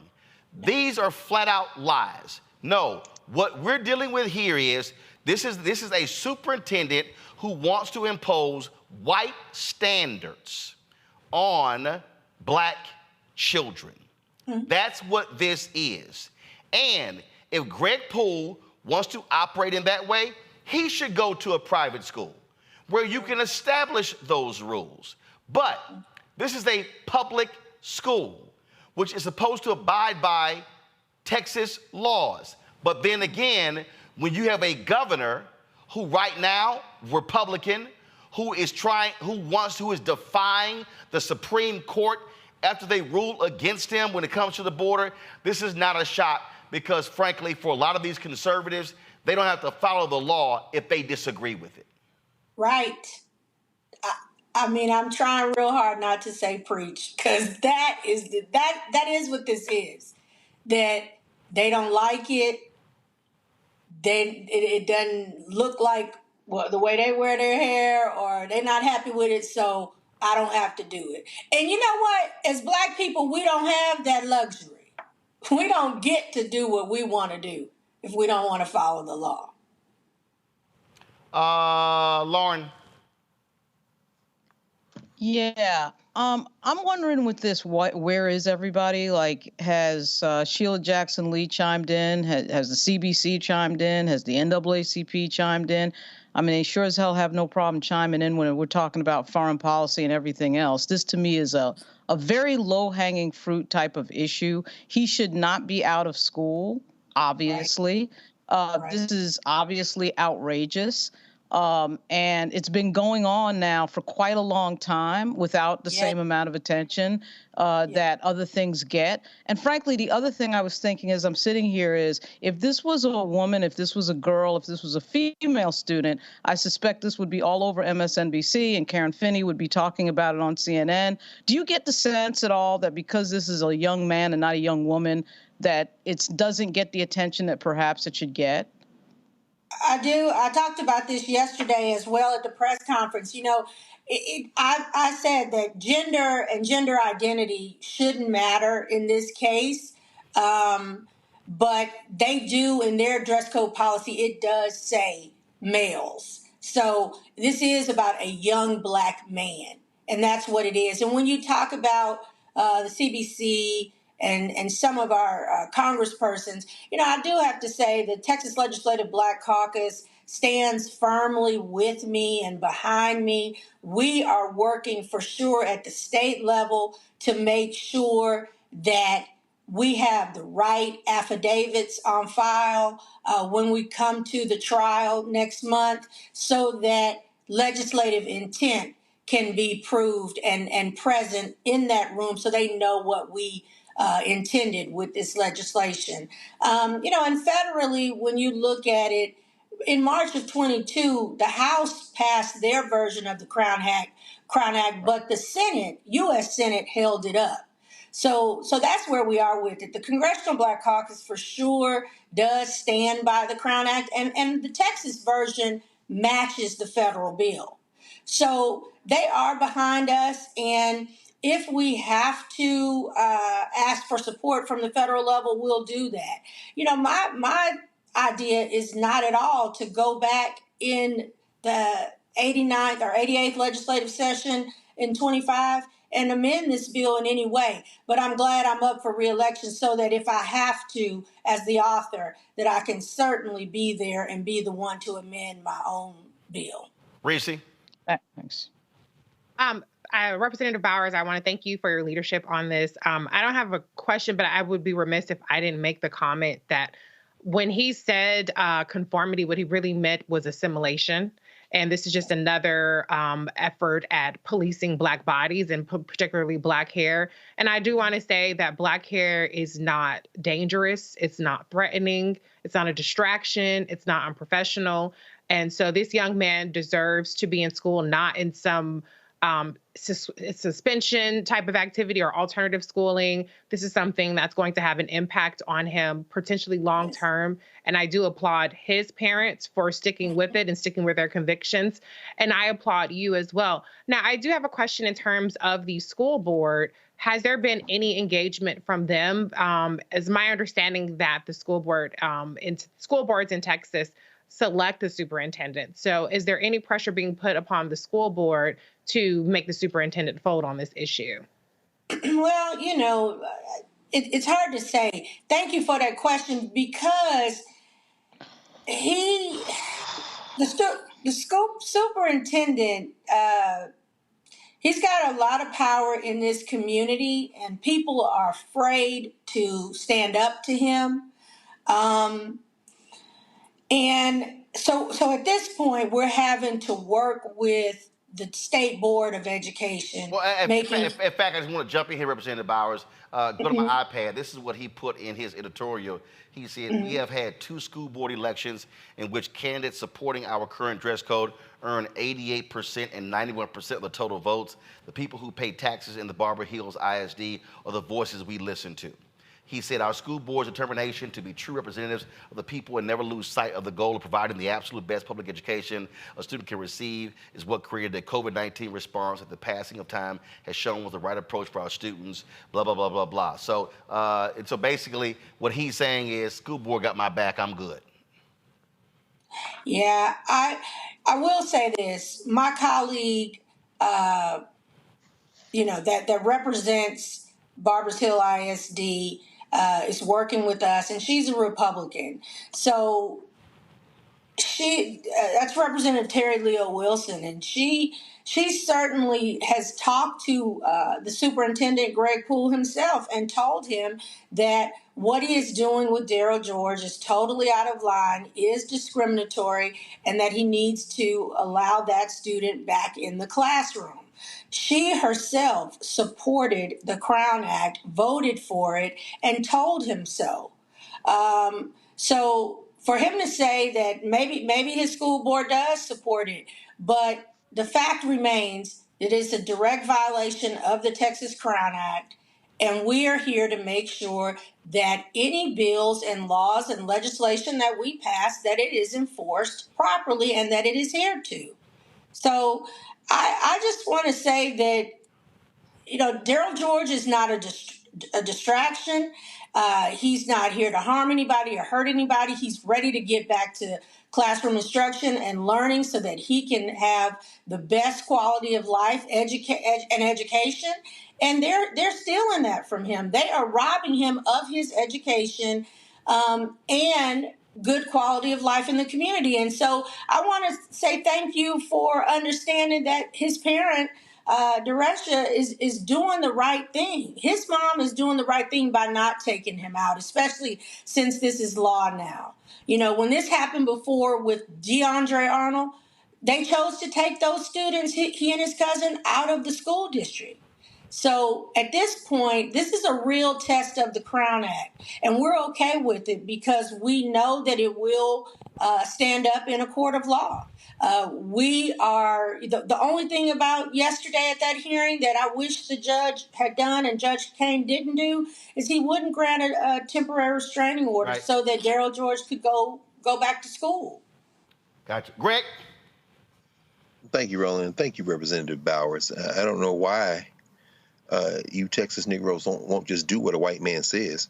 But at any rate, because Coach Poole, who's got a doctorate apparently and had leadership from Texas A&M, I doubt that he knows that Bantu knots actually kind of can extend down past your shoulder blades.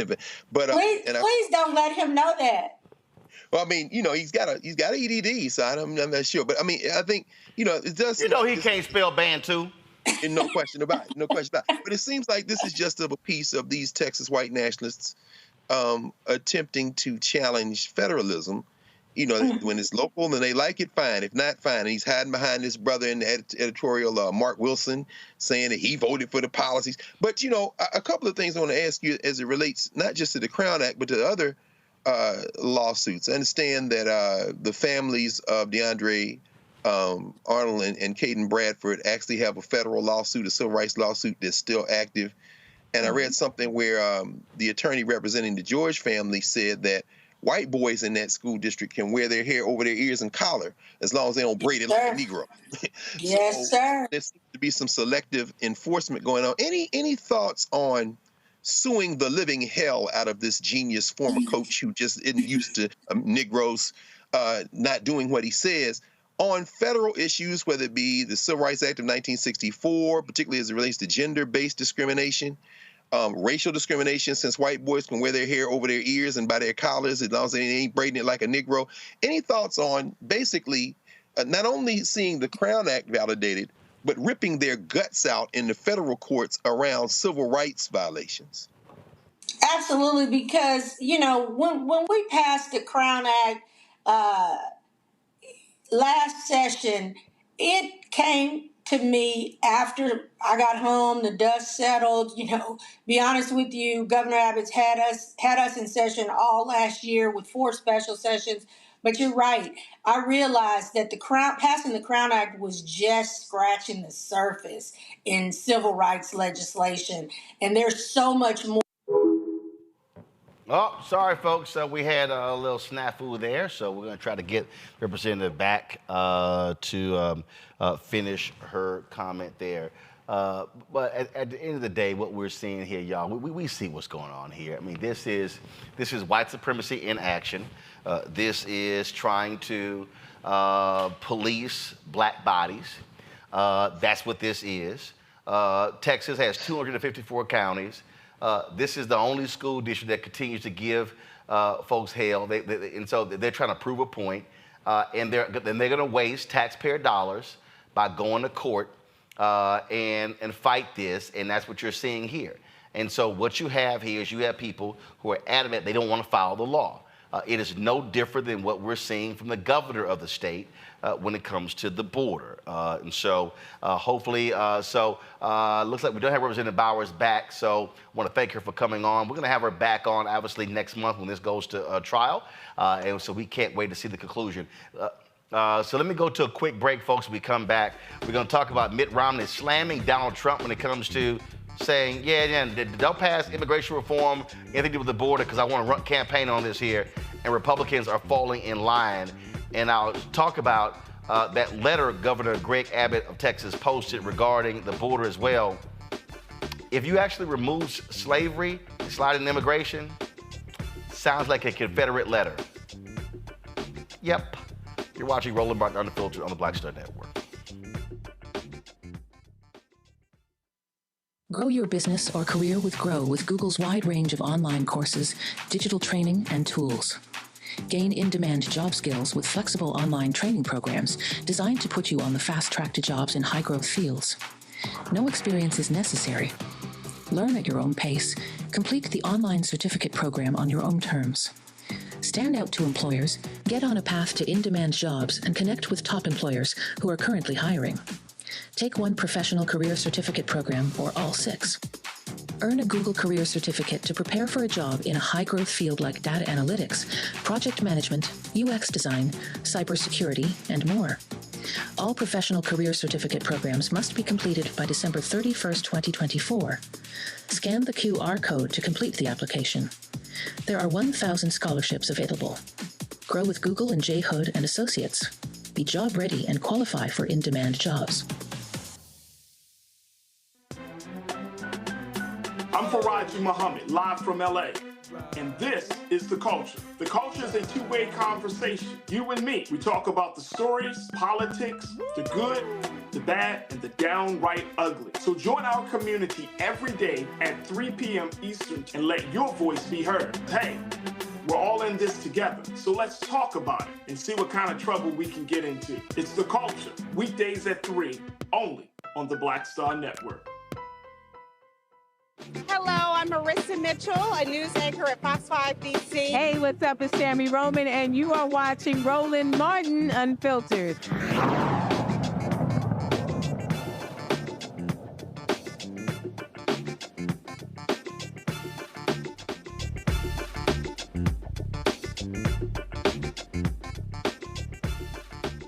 Hey fam, boy, Republicans talk about being compliant to Donald Trump. So you have an individual in Donald Trump who has told Republicans, don't you dare do a bipartisan deal to deal with the border and immigration reform because he wants to campaign on it. This is Mitt Romney talking to CNN. Do you think this is what he wants? The issue, Donald Trump, this is what he's doing. I think the border is a very important issue for Donald Trump, and the fact that he would communicate to Republican senators and Congresspeople that he doesn't want us to solve the border problem because he wants to blame Biden for it is really appalling. But the reality is that we have a crisis at the border. The American people are suffering as a result of what's happening at the border. And someone running for president ought to try and get the problem solved, as opposed to saying, "Hey, save that problem. Don't solve it. Let me take credit for solving it later." See, here's what's going. So he laid out what the deal is. Mitch McConnell has already told his caucus that, yo, we're in a bind because Trump wants to run on this, and so he's impeding the action. Now, I saw a report earlier that said that senators are still meeting. This is where Republicans, Lauren, have to show some guts and say, hey, we were elected to lead. Listen, you're running for president. That ain't got a damn thing to do with our job is. We're going to continue negotiating on this deal. And for those Republicans who don't want to go along with it, guess what? That's on you. But they don't have those guts, Lauren. They will suck up to Donald Trump. And I'm telling you right now, Democrats should be hammering their asses every single day going, where you at? Where you at? We here. What y'all want to do? Where you at? Oh, I'm sorry. Your dear leader told you don't sit down and talk to us. I'll be wearing their asses out every single day. Yeah, well, this GOP is just an endless, bottomless pit of nothing. That's what they are, an endless, bottomless pit of doing nothing, of standing for nothing. And what's really, really amusing to watch is the part where you have certain Republicans complaining about the border crisis, blaming Joe Biden, and now their dear leader is the problem. Of course, he doesn't want to fix anything because, of course, he wants to use it for an election year. But to get back to what Reese said about two weeks ago, when you don't invest in communication strategy and you don't invest in communications or even really have a strategy of communications like the Republicans do, which they invest in misinfo and disinfo. And they also take the time to have their ecosystem of communications hammer out the same nonsense over and over and over again. That's how you win these conversations, even though you're dead wrong. So here they are, dead to rights, dead wrong in front of the nation. Now Mitch McConnell's trying to pretend that they're actually still working on it, which everybody knows they're not. Mitt Romney, of course, takes the freaking veil off the entire thing. And so they look stupid as they usually look stupid, but you have to have the communications mechanism to expose their stupidity, and the Democrats don't have that. They don't have that. And so watch what happens next. Here they have a golden opportunity to expose the GOP for exactly what they are, which is a party of absolutely nothing that stands for absolutely nothing. And yet, I'll bet you that they'll somehow figure out a way to blow it. I don't know that I'm right about that yet. I hope I'm wrong, but let's see. You know, Reese, I am a huge fan of The West Wing. It is one of my all-time favorite shows. And put me in a two box. Actually, just pull it up. Don't pull the audio. Let's pull the video up, Reese. And this is a scene right here, Reese, where there was a government shutdown on the show. And President Jed Bartlett was dealing with Republicans who control the House, and they weren't returning his phone calls. They were not meeting, and so his staff said, let's go to the Hill. And so what then happened was they got in the limousine and walking to the Hill.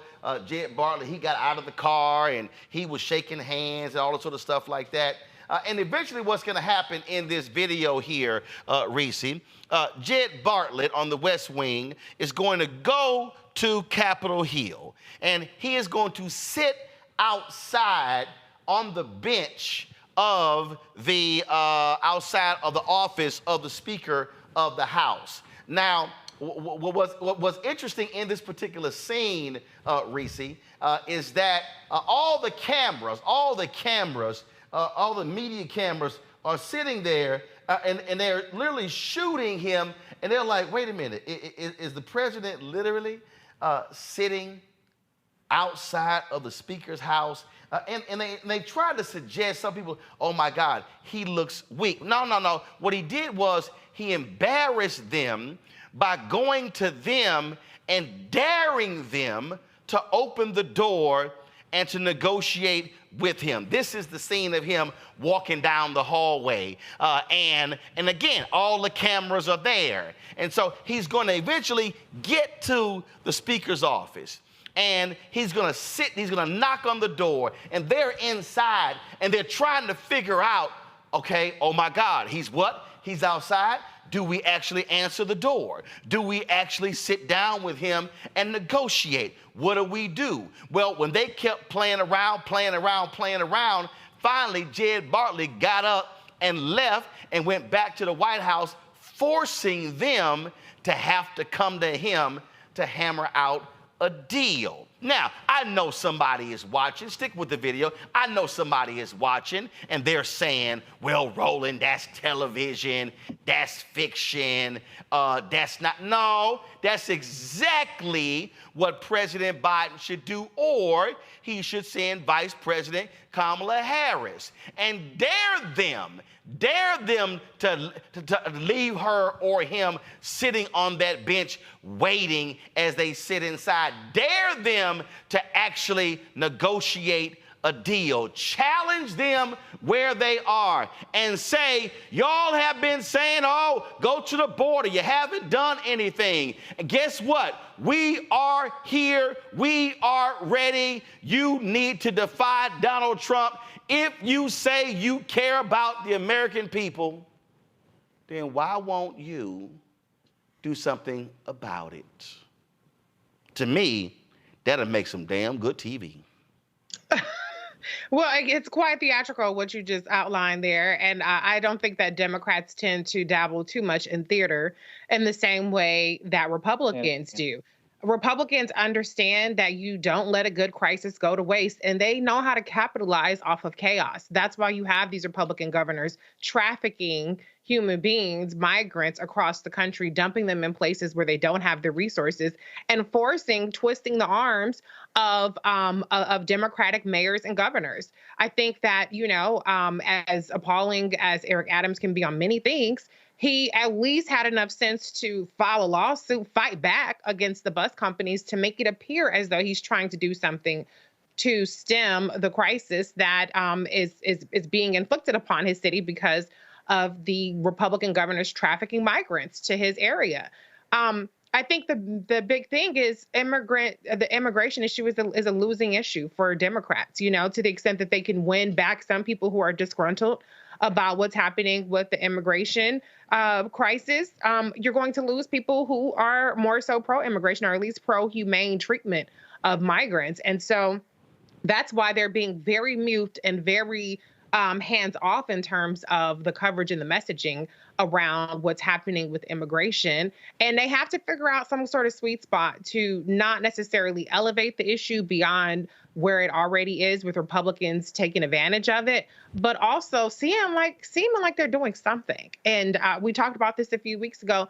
I don't know that they are doing much. I mean, I know statistically speaking, border crossings are down. Deportations are up compared to even how many people Trump deported. But those are not the kinds of things that they necessarily want to advertise because they don't want to alienate certain aspects of the Democratic base. So this is a very thorny issue. But one thing Republicans have figured out is they rarely, if ever, get penalized for incompetence, for obstruction, and for not solving things. And Democrats, on the other hand, do get penalized for not fixing the world with the stroke of a pen. Look, here's the deal, Greg. I get all of the hand-wringing, but frankly, I think it's weak. At the end of the day, if I'm the Biden administration, you damn right, I'm going to announce how many people we deported last year, which was an increase from the previous year.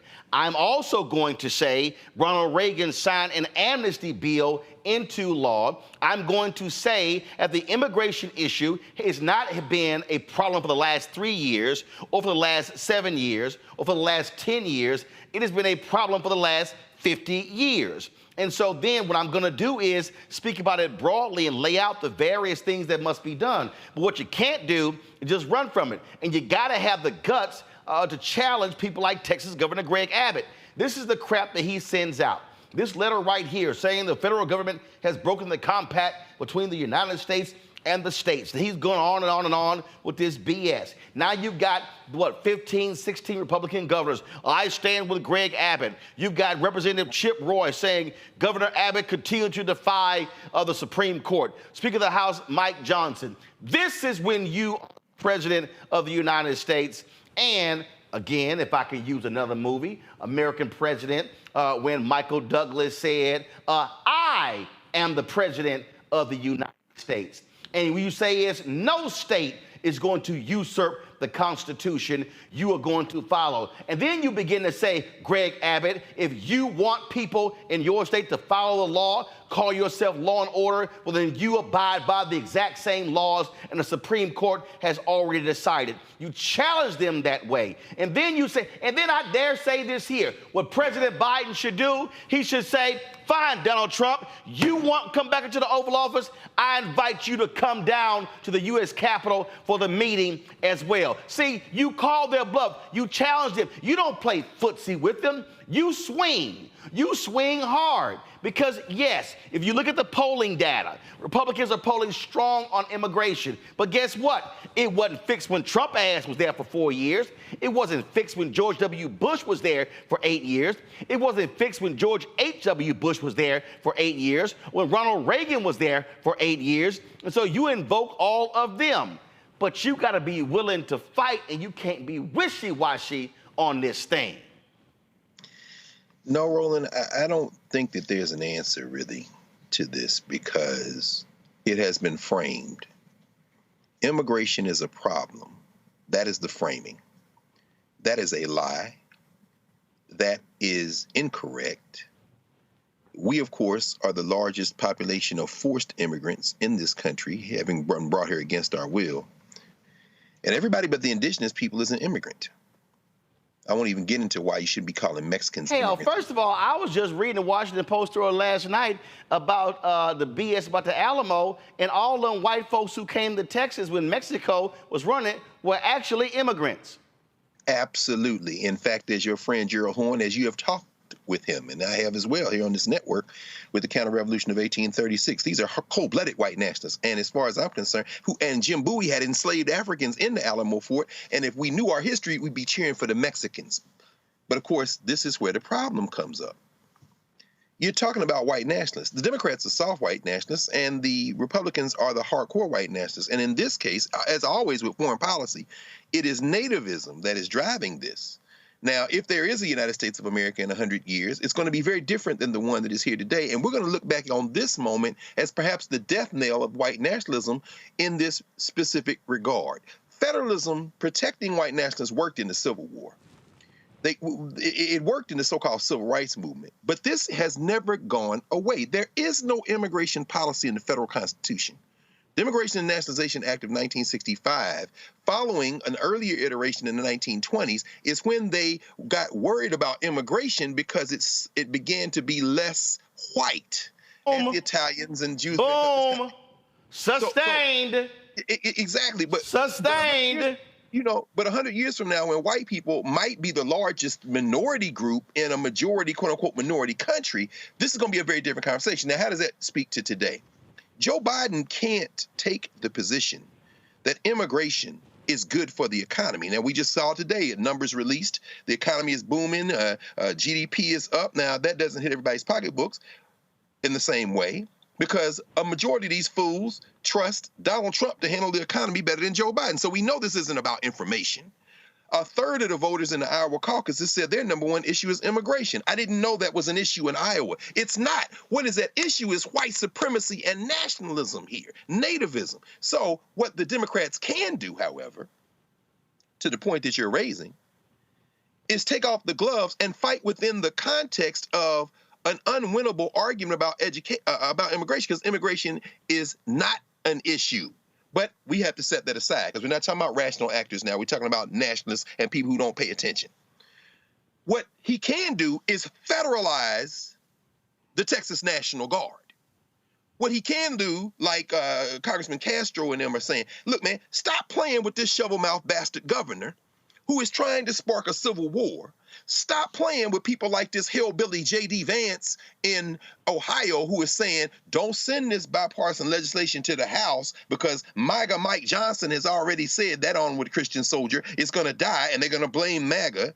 He has to push back against someone like Tom Tillis in North Carolina, who's up for election in a couple of years as that state continues to change demographically, who is like, this isn't weak legislation. Y'all just scared of Donald Trump. Nobody will say anything. You just got to seize the moment and push back. Finally, this is an election year, as we know.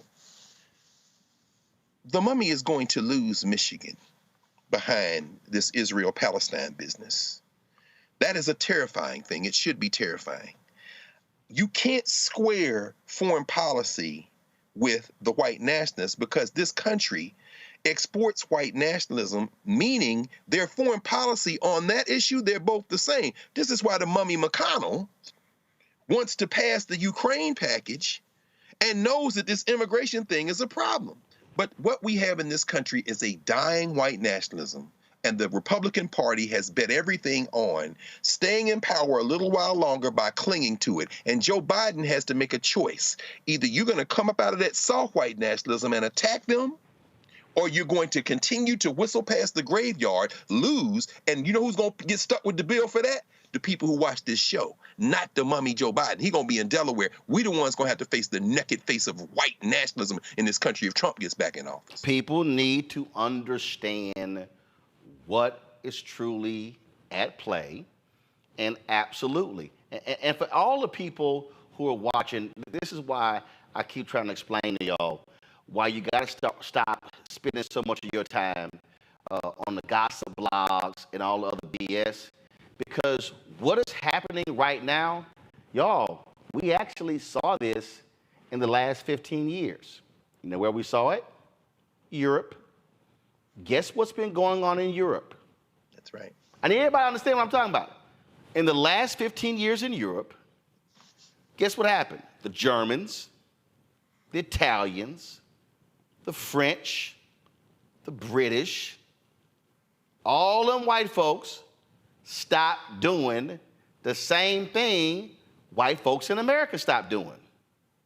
Procreating. They stopped having babies. If you go right now to Google and look up what's the average age of Italy, Ireland, Germany, France, England, increasing. What's their concern? We ain't gonna have no people. Now, some of these FBA B1 dumbasses, Roland Martin said here, he said we need immigration. We need these people. Let me say it again. Okay, you know what? Since some of y'all don't understand, the report came out today talking about the economy grew at a 3.3% annual pace. It's called gross domestic product. It's called GDP. Let me explain something to y'all. Your GDP can't grow if your population is falling. Okay, let me say it again. Your GDP cannot grow if your population is falling. Why have they been having economic anxiety, economic calamities? Why has Europe not rebounded as quick as the United States when it comes to inflation? It's because all of those folks in Europe are trying to hold on to whiteness, and guess what? They're dying. That's why they have been fighting in Germany, in Italy, in France, in Britain, African immigration, black people, brown people. Oh my God, y'all didn't see all the stories? I did, the last 10, 15 years. Too many of them coming. We're losing our way. Y'all stop having babies. Italy, Ireland, Germany, France, London won't exist in 30 years if their population keeps falling. Okay? I'm gonna throw one more on here, because see, this is, I know some of y'all sitting here, so y'all trying to look at me like I look at Dr. King. Why you focus on this foreign stuff? Why don't you stick to that little black stuff, civil rights? Y'all ever heard of a country called China? Anybody remember watching 60 Minutes in the 80s when they did a story on China's one-child policy? Greg, Reese, Lauren, y'all might remember that. Yes. One child policy, y'all. Absolutely. China was like, hey, we got too many people. So you know what China did, y'all? China said no family could have more than one kid. That's right. Now, everybody talking about how smart China is. No, China was dumb. Because China didn't do no math. Nope. What China didn't realize is if you limit one family to one child, when people start dying, you need a population to replace the people who have passed on in order to continue to do all of the jobs in a functioning economy. Guess what happened? China went, oh shit, the hell are we thinking? So you know what they did? Shit, okay, 2-child, now they just changed it, 3-child. Next up, they're gonna be saying, hey, I need y'all to have 5 kids. That's right, and it's too late. Too late, y'all. It's too late. Because guess what? All of the people who were living in rural China, manufacturing in the farms, they don't exist. They moving to the city. China is having economic upheaval because they ain't got enough people. That's right. So, what white Americans are doing, that's why I wrote this book, White Fear, because I lay it all out in here. We're losing our way. Y'all, the numbers simply do not lie. That's right. You're not going to have a great America and an economy 30 years from now unless you have people That's right. In the jobs, trained, educated, and now positioned to have children in order for the next 30 years. See, some of y'all just thinking about the next 6 months to a year. And I get these black people, man, they coming over here, they taking our jobs. Wrong. This is, listen to me, black people. These white supremacists got you using the same language. That's right. Using the same language as them. And I already know. I know all you FBA B1 dumbasses gonna run your mouth, do your videos. See, there you go, he an anchor, baby. He Haitian. I'm not. And if you were, so what? Right.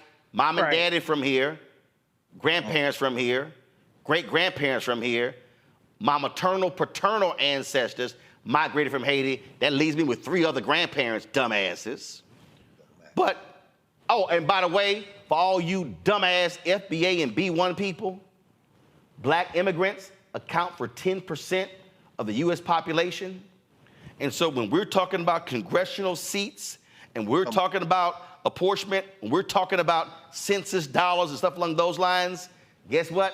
Those black immigrants are included. So you're going to want that 10%. Because, see, you're going to want the number of folks who are black immigrants who are in Minnesota. You're going to want those black immigrants in Houston, largest Nigerian population. You're going to want those black folks from Liberia, black folks from Bermuda. See, this is when I need our people to stop listening to YouTube economists. Come on. TikTok anthropologists and Instagram political scientists to understand the larger picture what we're dealing with here. You have to create a functioning system where you're processing people properly and then where they're also going. Because the last point I make here is this here. For all y'all people who are sitting here, who are freaking out, guess what?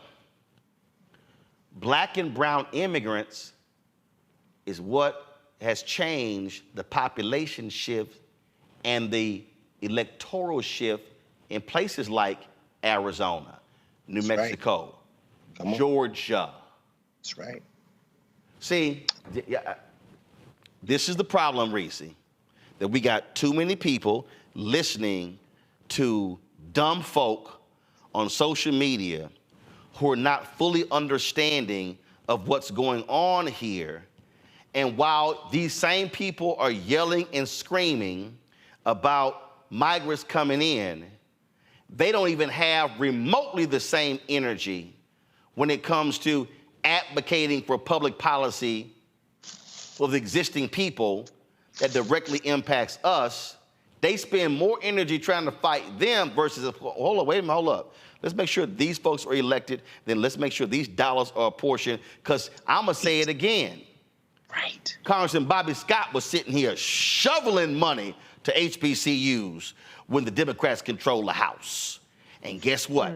That money was, so guess what? All these HBCUs, Tennessee State, Howard, Morehouse, Spelman, Texas Southern, Florida A&M, we're seeing massive increases. Now we got to build more dormitories. What's that called? Black construction. Oh, now we got to acquire the land. What's that called? Black real estate people. Oh my goodness, we now got to have more goods and services. What's that called? Black stores. But again, though, the simple Simons out there don't quite understand the notion of building a black economy and a black infrastructure because they so caught up sounding like white supremacists saying, oh, here come those other people. Another round, Reese, Lauren, then Greg. Yeah, and I want to caution Black people in particular who do find some sort of sympathy or community in the notion that immigration is a problem. I don't mean immigration is a problem in the strictest sense. I mean trafficking people and dumping them off with no resources is a problem. That's the crisis that we're talking about here, not just the fact that people are coming to this country. But I don't know that. But what I do want to say is when look at what we've covered in this show with the Crown Act. When you have white nationalists empowered to disregard state law, which is what we saw with the superintendent doing with the Crown Act, when you have white nationalists like Greg Abbott and the 15 other governors that said, I stand with Texas, willing to disregard the Republican extremist, radical, right-wing Supreme Court because they got one rule and they didn't go their way, what do you think that means for us as Black people?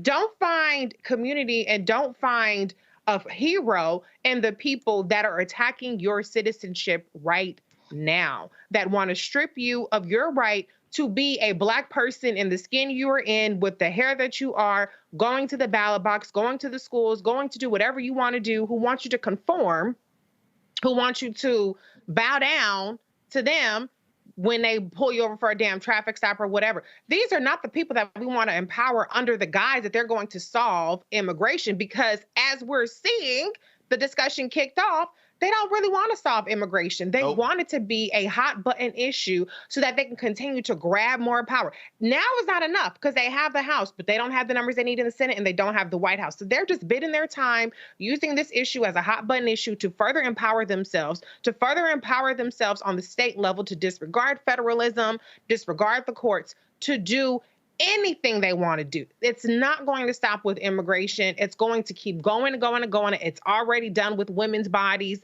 Black people, we are always ones to get it the worst. And so be careful what you wish for with these Republicans saying, to hell with Biden, to hell with what the Democrats are talking about. We're going to take matters into our own hands. That's not something that I would ever usher in if I had a choice.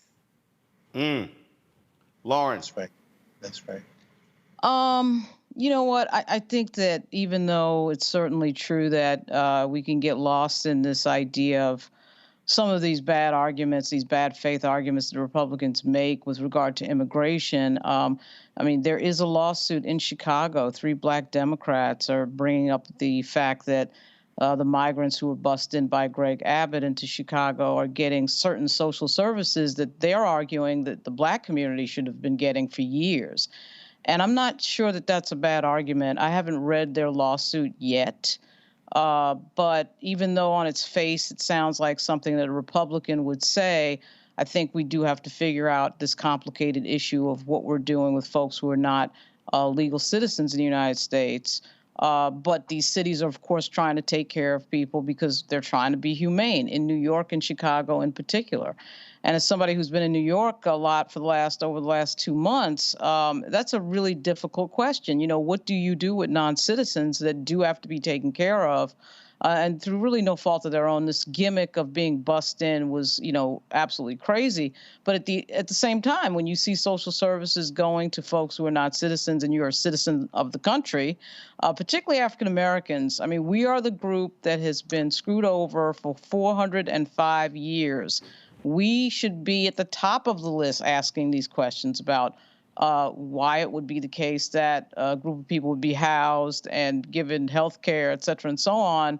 You know, our community a lot of times disproportionately does not get those services. So I think those are fair questions. They're complicated questions, but I don't know that we should get caught up in being afraid to ask those questions, even though they sound like something that some MAGA Republican might ask in Congress. But those questions still have to be answered.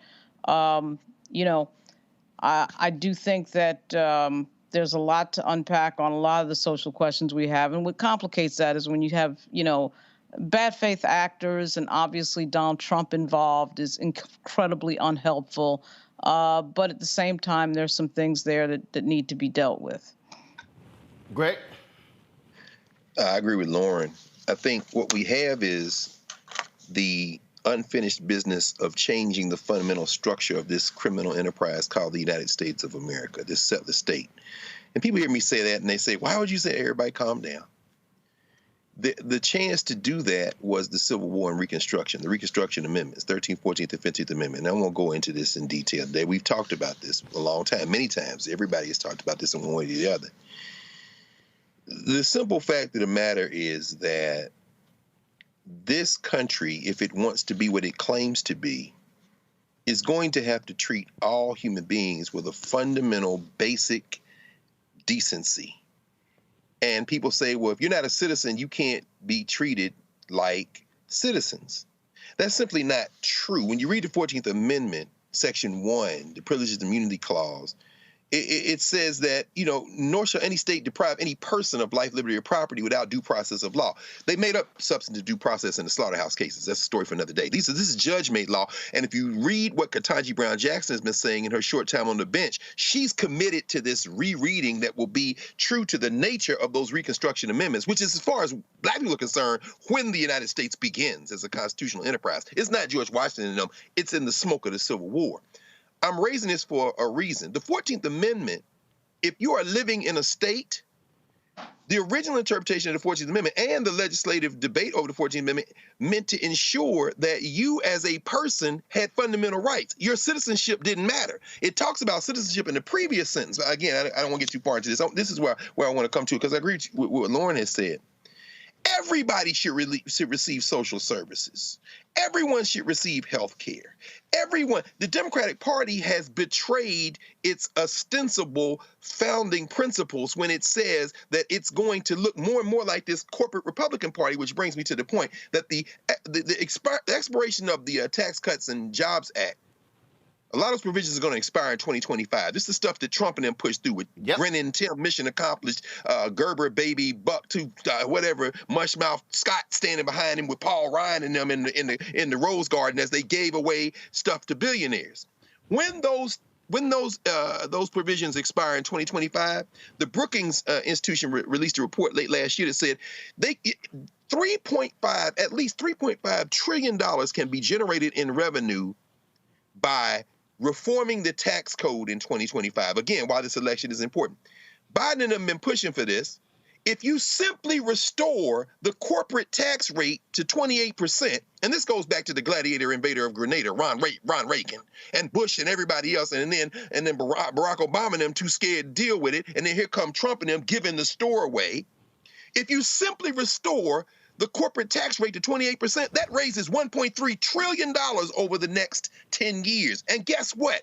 Those dollars can now can be used in part to put a floor under everybody. You don't want Black people who are citizens of this country and immigrants from other places playing oppression Olympics. That only serves the billionaires and these poor white people using the N-word, shooting through increasingly fewer teeth in their mouth because they have no health care. This is a game where conflict like that only supports the rich, and those are the ones who are gaming the system. If the Democrats are too scared to take that position, then damn it, at the state and local level, people have to make another set of choices. But this is not going to be resolved. If it's not going to be resolved peacefully, it's going to be conflict in this country. But there's enough for everybody if this country is committed to that. We know it's not now, but we have to be the ones to say, stop. We can make sure that it is. This is very basic, folks. Republicans have been ranting and raving, go to the border, fix the border, fix the immigration problem. And right now, you've got Democratic and Republican senators ready to strike a bipartisan deal.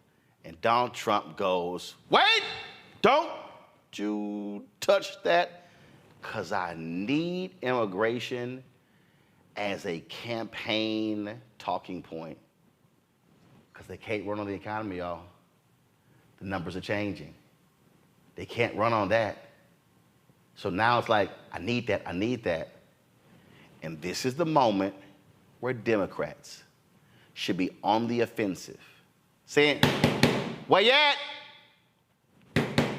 We're here. We're ready.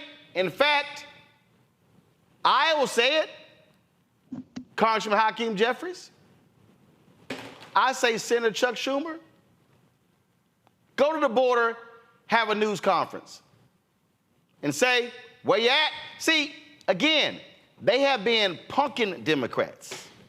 Yeah, Vice President Kamala Harris, you're supposed to be the border czar. What you doing? Where you at?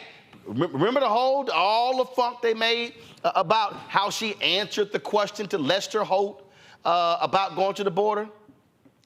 This is when you go on the offensive and you say, oh, y'all don't care about the American people.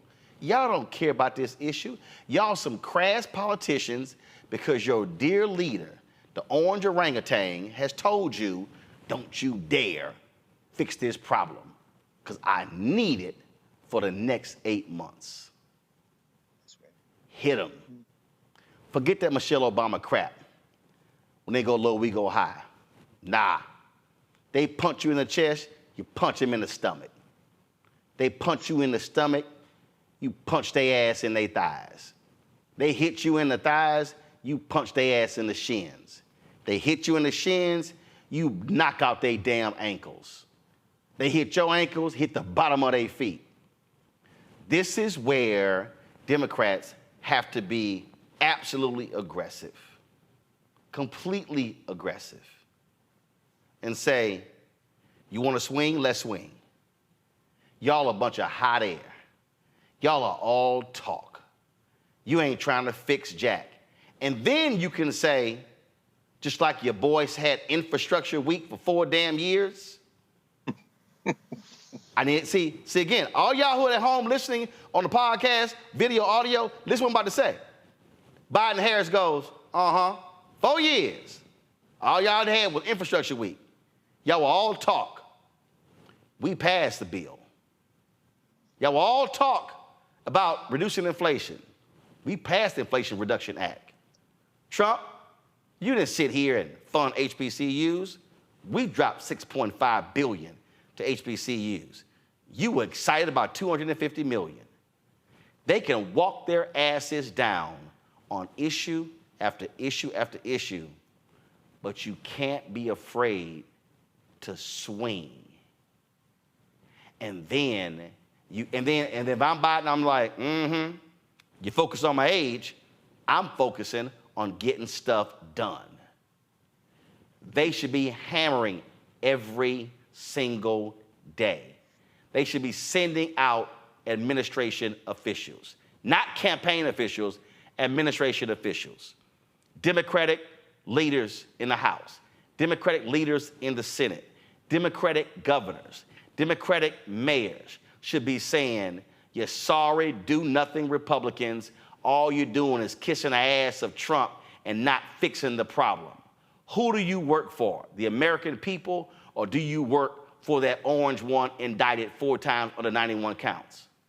Yeah, that's how I would respond. I would be hitting every Sunday show this weekend, every show on Saturday. But you also got to have a coordinated attack. And let's see if y'all up to it.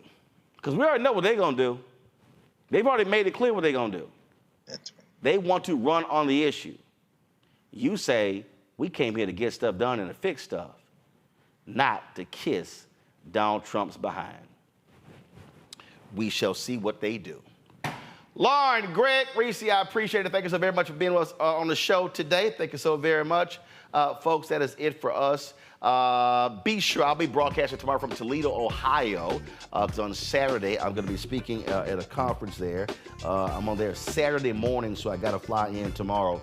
And so if you're in Toledo, I'm going to be at the University of Toledo on Saturday for a moderated conversation with regards to their conference there. It's the annual Toledo Excel Conference for Aspiring Minority Youth, the 40th annual conference. And so look forward to that. Again, moderated conversation between myself and Black Thought, followed by an audience Q&A. So looking forward to that, folks. Don't forget, support us in what we do, y'all. Y'all know how I roll. I'm not sitting here spending my time on no silly little stuff. If y'all saw my Louis Gossett interview, we were discussing real stuff, substantive stuff. I just don't have any patience, any tolerance for the gossip and things along those lines. And so that ain't what we do. So if it means that we don't have the same number of views as other folks, then so be it. But we're going to keep talking the real stuff that matters to our people, the information that you need, that can feed you, enlighten you, educate you, and not just entertain you. So support us in what we do. Join our Bring the Funk fan club. Again, we want you to support us. I'm telling y'all, and I'm not lying, y'all. Okay, I was at the TV One, I was at the Urban One Honors on Saturday, ran into a couple of agency people, and I'm like, y'all ain't gave us a dime. I said, nothing. We've been meeting with y'all for 3 years and nothing has transpired. Those 2 agencies I ran into, y'all, those 2 agencies represent 100 billion of the 340 billion spent every year by advertising. And I told them, y'all ain't giving us a damn dime. So when I say we're fighting that good fight, we absolutely are. So your support is absolutely critical. I just can't tell you, because none of this stuff is free. None of this stuff is free. Last week, some of you rightfully were complaining, and I agree, when our feed got cut off. So we had to get a whole new streaming server because the Clearcaster, they stopped servicing that, so we had to go get the TerraDeck services. Y'all, that was, what was the number? $18,000, $20,000? Yeah, I had to drop, like, y'all, we spent about $8,000 a couple of years ago on a Clearcaster. We thought we were good. They hit us in the middle of the year, hey, this has been discontinued. So we had to turn around and drop $18,000 for the new encoder to kick the message out. And then we were having some issues with that, and of course our fiber. And understand, y'all, we're paying for fiber and Wi-Fi. Fiber and the Wi-Fi, those 2 alone cost us almost $5,000 a month. Because we need a high enough gigabyte and we need a high enough speed to be able to, so we don't have anything that breaks up. So that's real. Those are real, absolute dollars. And that doesn't even include staff, being able to rent the facility, all those different things like that. We ain't broadcasting from the basement, from somebody's mama's kitchen table. We're doing real stuff, real production. Not only are we on YouTube, we also have our Black Star Network app. We also have 4 fast channels. We're sending our signal out. We create our 24-hour streaming channel. So we're building something. And in this election year, what we cannot do is have outlets that are talking to crazy folk like Vivek Ramaswamy and not talking about our issues. I don't care about people like that. Our stuff matters, and we gotta have a place that we own and control where we don't ask permission to talk about the things that matter to black people. So send your check and money order, P.O. Box 57196, Washington, D.C. 20037-0196. Cash App, $RM Unfiltered. PayPal, R Martin Unfiltered. Venmo is RM Unfiltered. Zelle, Roland at RolandSMartin.com, Roland at RolandMartinUnfiltered.com. Of course, you can download the Black Star Network app, Apple phone, Android phone, Apple TV, Android TV, Roku, Amazon Fire TV, Xbox One, Samsung Smart TV. As I said, you can check out our 24-hour streaming channel. We're available on Amazon News. Go to Amazon Fire. You can pull it up right there on News. You can tell Alexa play news from the Black Star Network. You also can watch us on Plex TV. That's right. You can watch us on Amazon Freevee and Amazon Prime Video. So when you go to Amazon Prime Video, click Live TV. When you go under News, guess what? We're right there along with MSNBC, NBC, CNN, all the rest of them. I want to thank Lois Beasley, Shalina Rogers, Jennifer Jones, Willow Howard Rogers, Kenrick Burke, Leslie Harrell, Alan Evans, Shanette Richardson, Sean Houston. All of them gave during the show today. Tanya Williams, I appreciate that. Yesterday and last night, we had Bernard, Celine, again, Vunu Holiday, Carolyn Anderson Bush, Leonard Moses, Douglas Burt, Donna Fields, Allison Caraway. We had Bernard, Silver Days, Khadijah, Gary, Wendy Isom, Sharon Bland, Dwayne Hairston, Jacqueline Parker, Kendrick Langley, Adrian Fuller, Crystal Sovereign, Carla Taylor, Marigold Media, Javian Williams, Margaret Gahutu, Lois Beasley, Alfred Richardson, Denise Wright, Jay Mercer, C. Kelly, Akeem Smith, Brian Hall, Randall, Clara, Achalafu, Jeffrey Carter, Barry Igbo, Veronica Landfair, Nelson McCrimmon, let's see here, Sharon Neal, Latasha Minor, Herbert McKinney, Candace, Cynthia Walker, Kathleen, Reginald Cobb, Conchetta Harris, Daryl Johnston, Gwendolyn Thomas, Andrea Durant, Tracy Reeves, all of those people have given to this show in the past 5 days. And so we appreciate, no, past 3 days. So we appreciate, that's Cash App alone. So we certainly appreciate all that y'all do. Trust me, we're doing the work. And so your support is critical. And we thank all of you for supporting this show from day one. I'll see y'all tomorrow from Toledo. Holla! Network is here. Oh, no punch! I'm real revolutionary right now. Thank you for being the voice of Black America. All momentum we have now, we have to keep this going. The video looks phenomenal. See, this difference between Black Star Network and Black-owned media and something like CNN. You can't be Black-owned media and be scared. It's time to be smart. Bring your eyeballs home. You dig?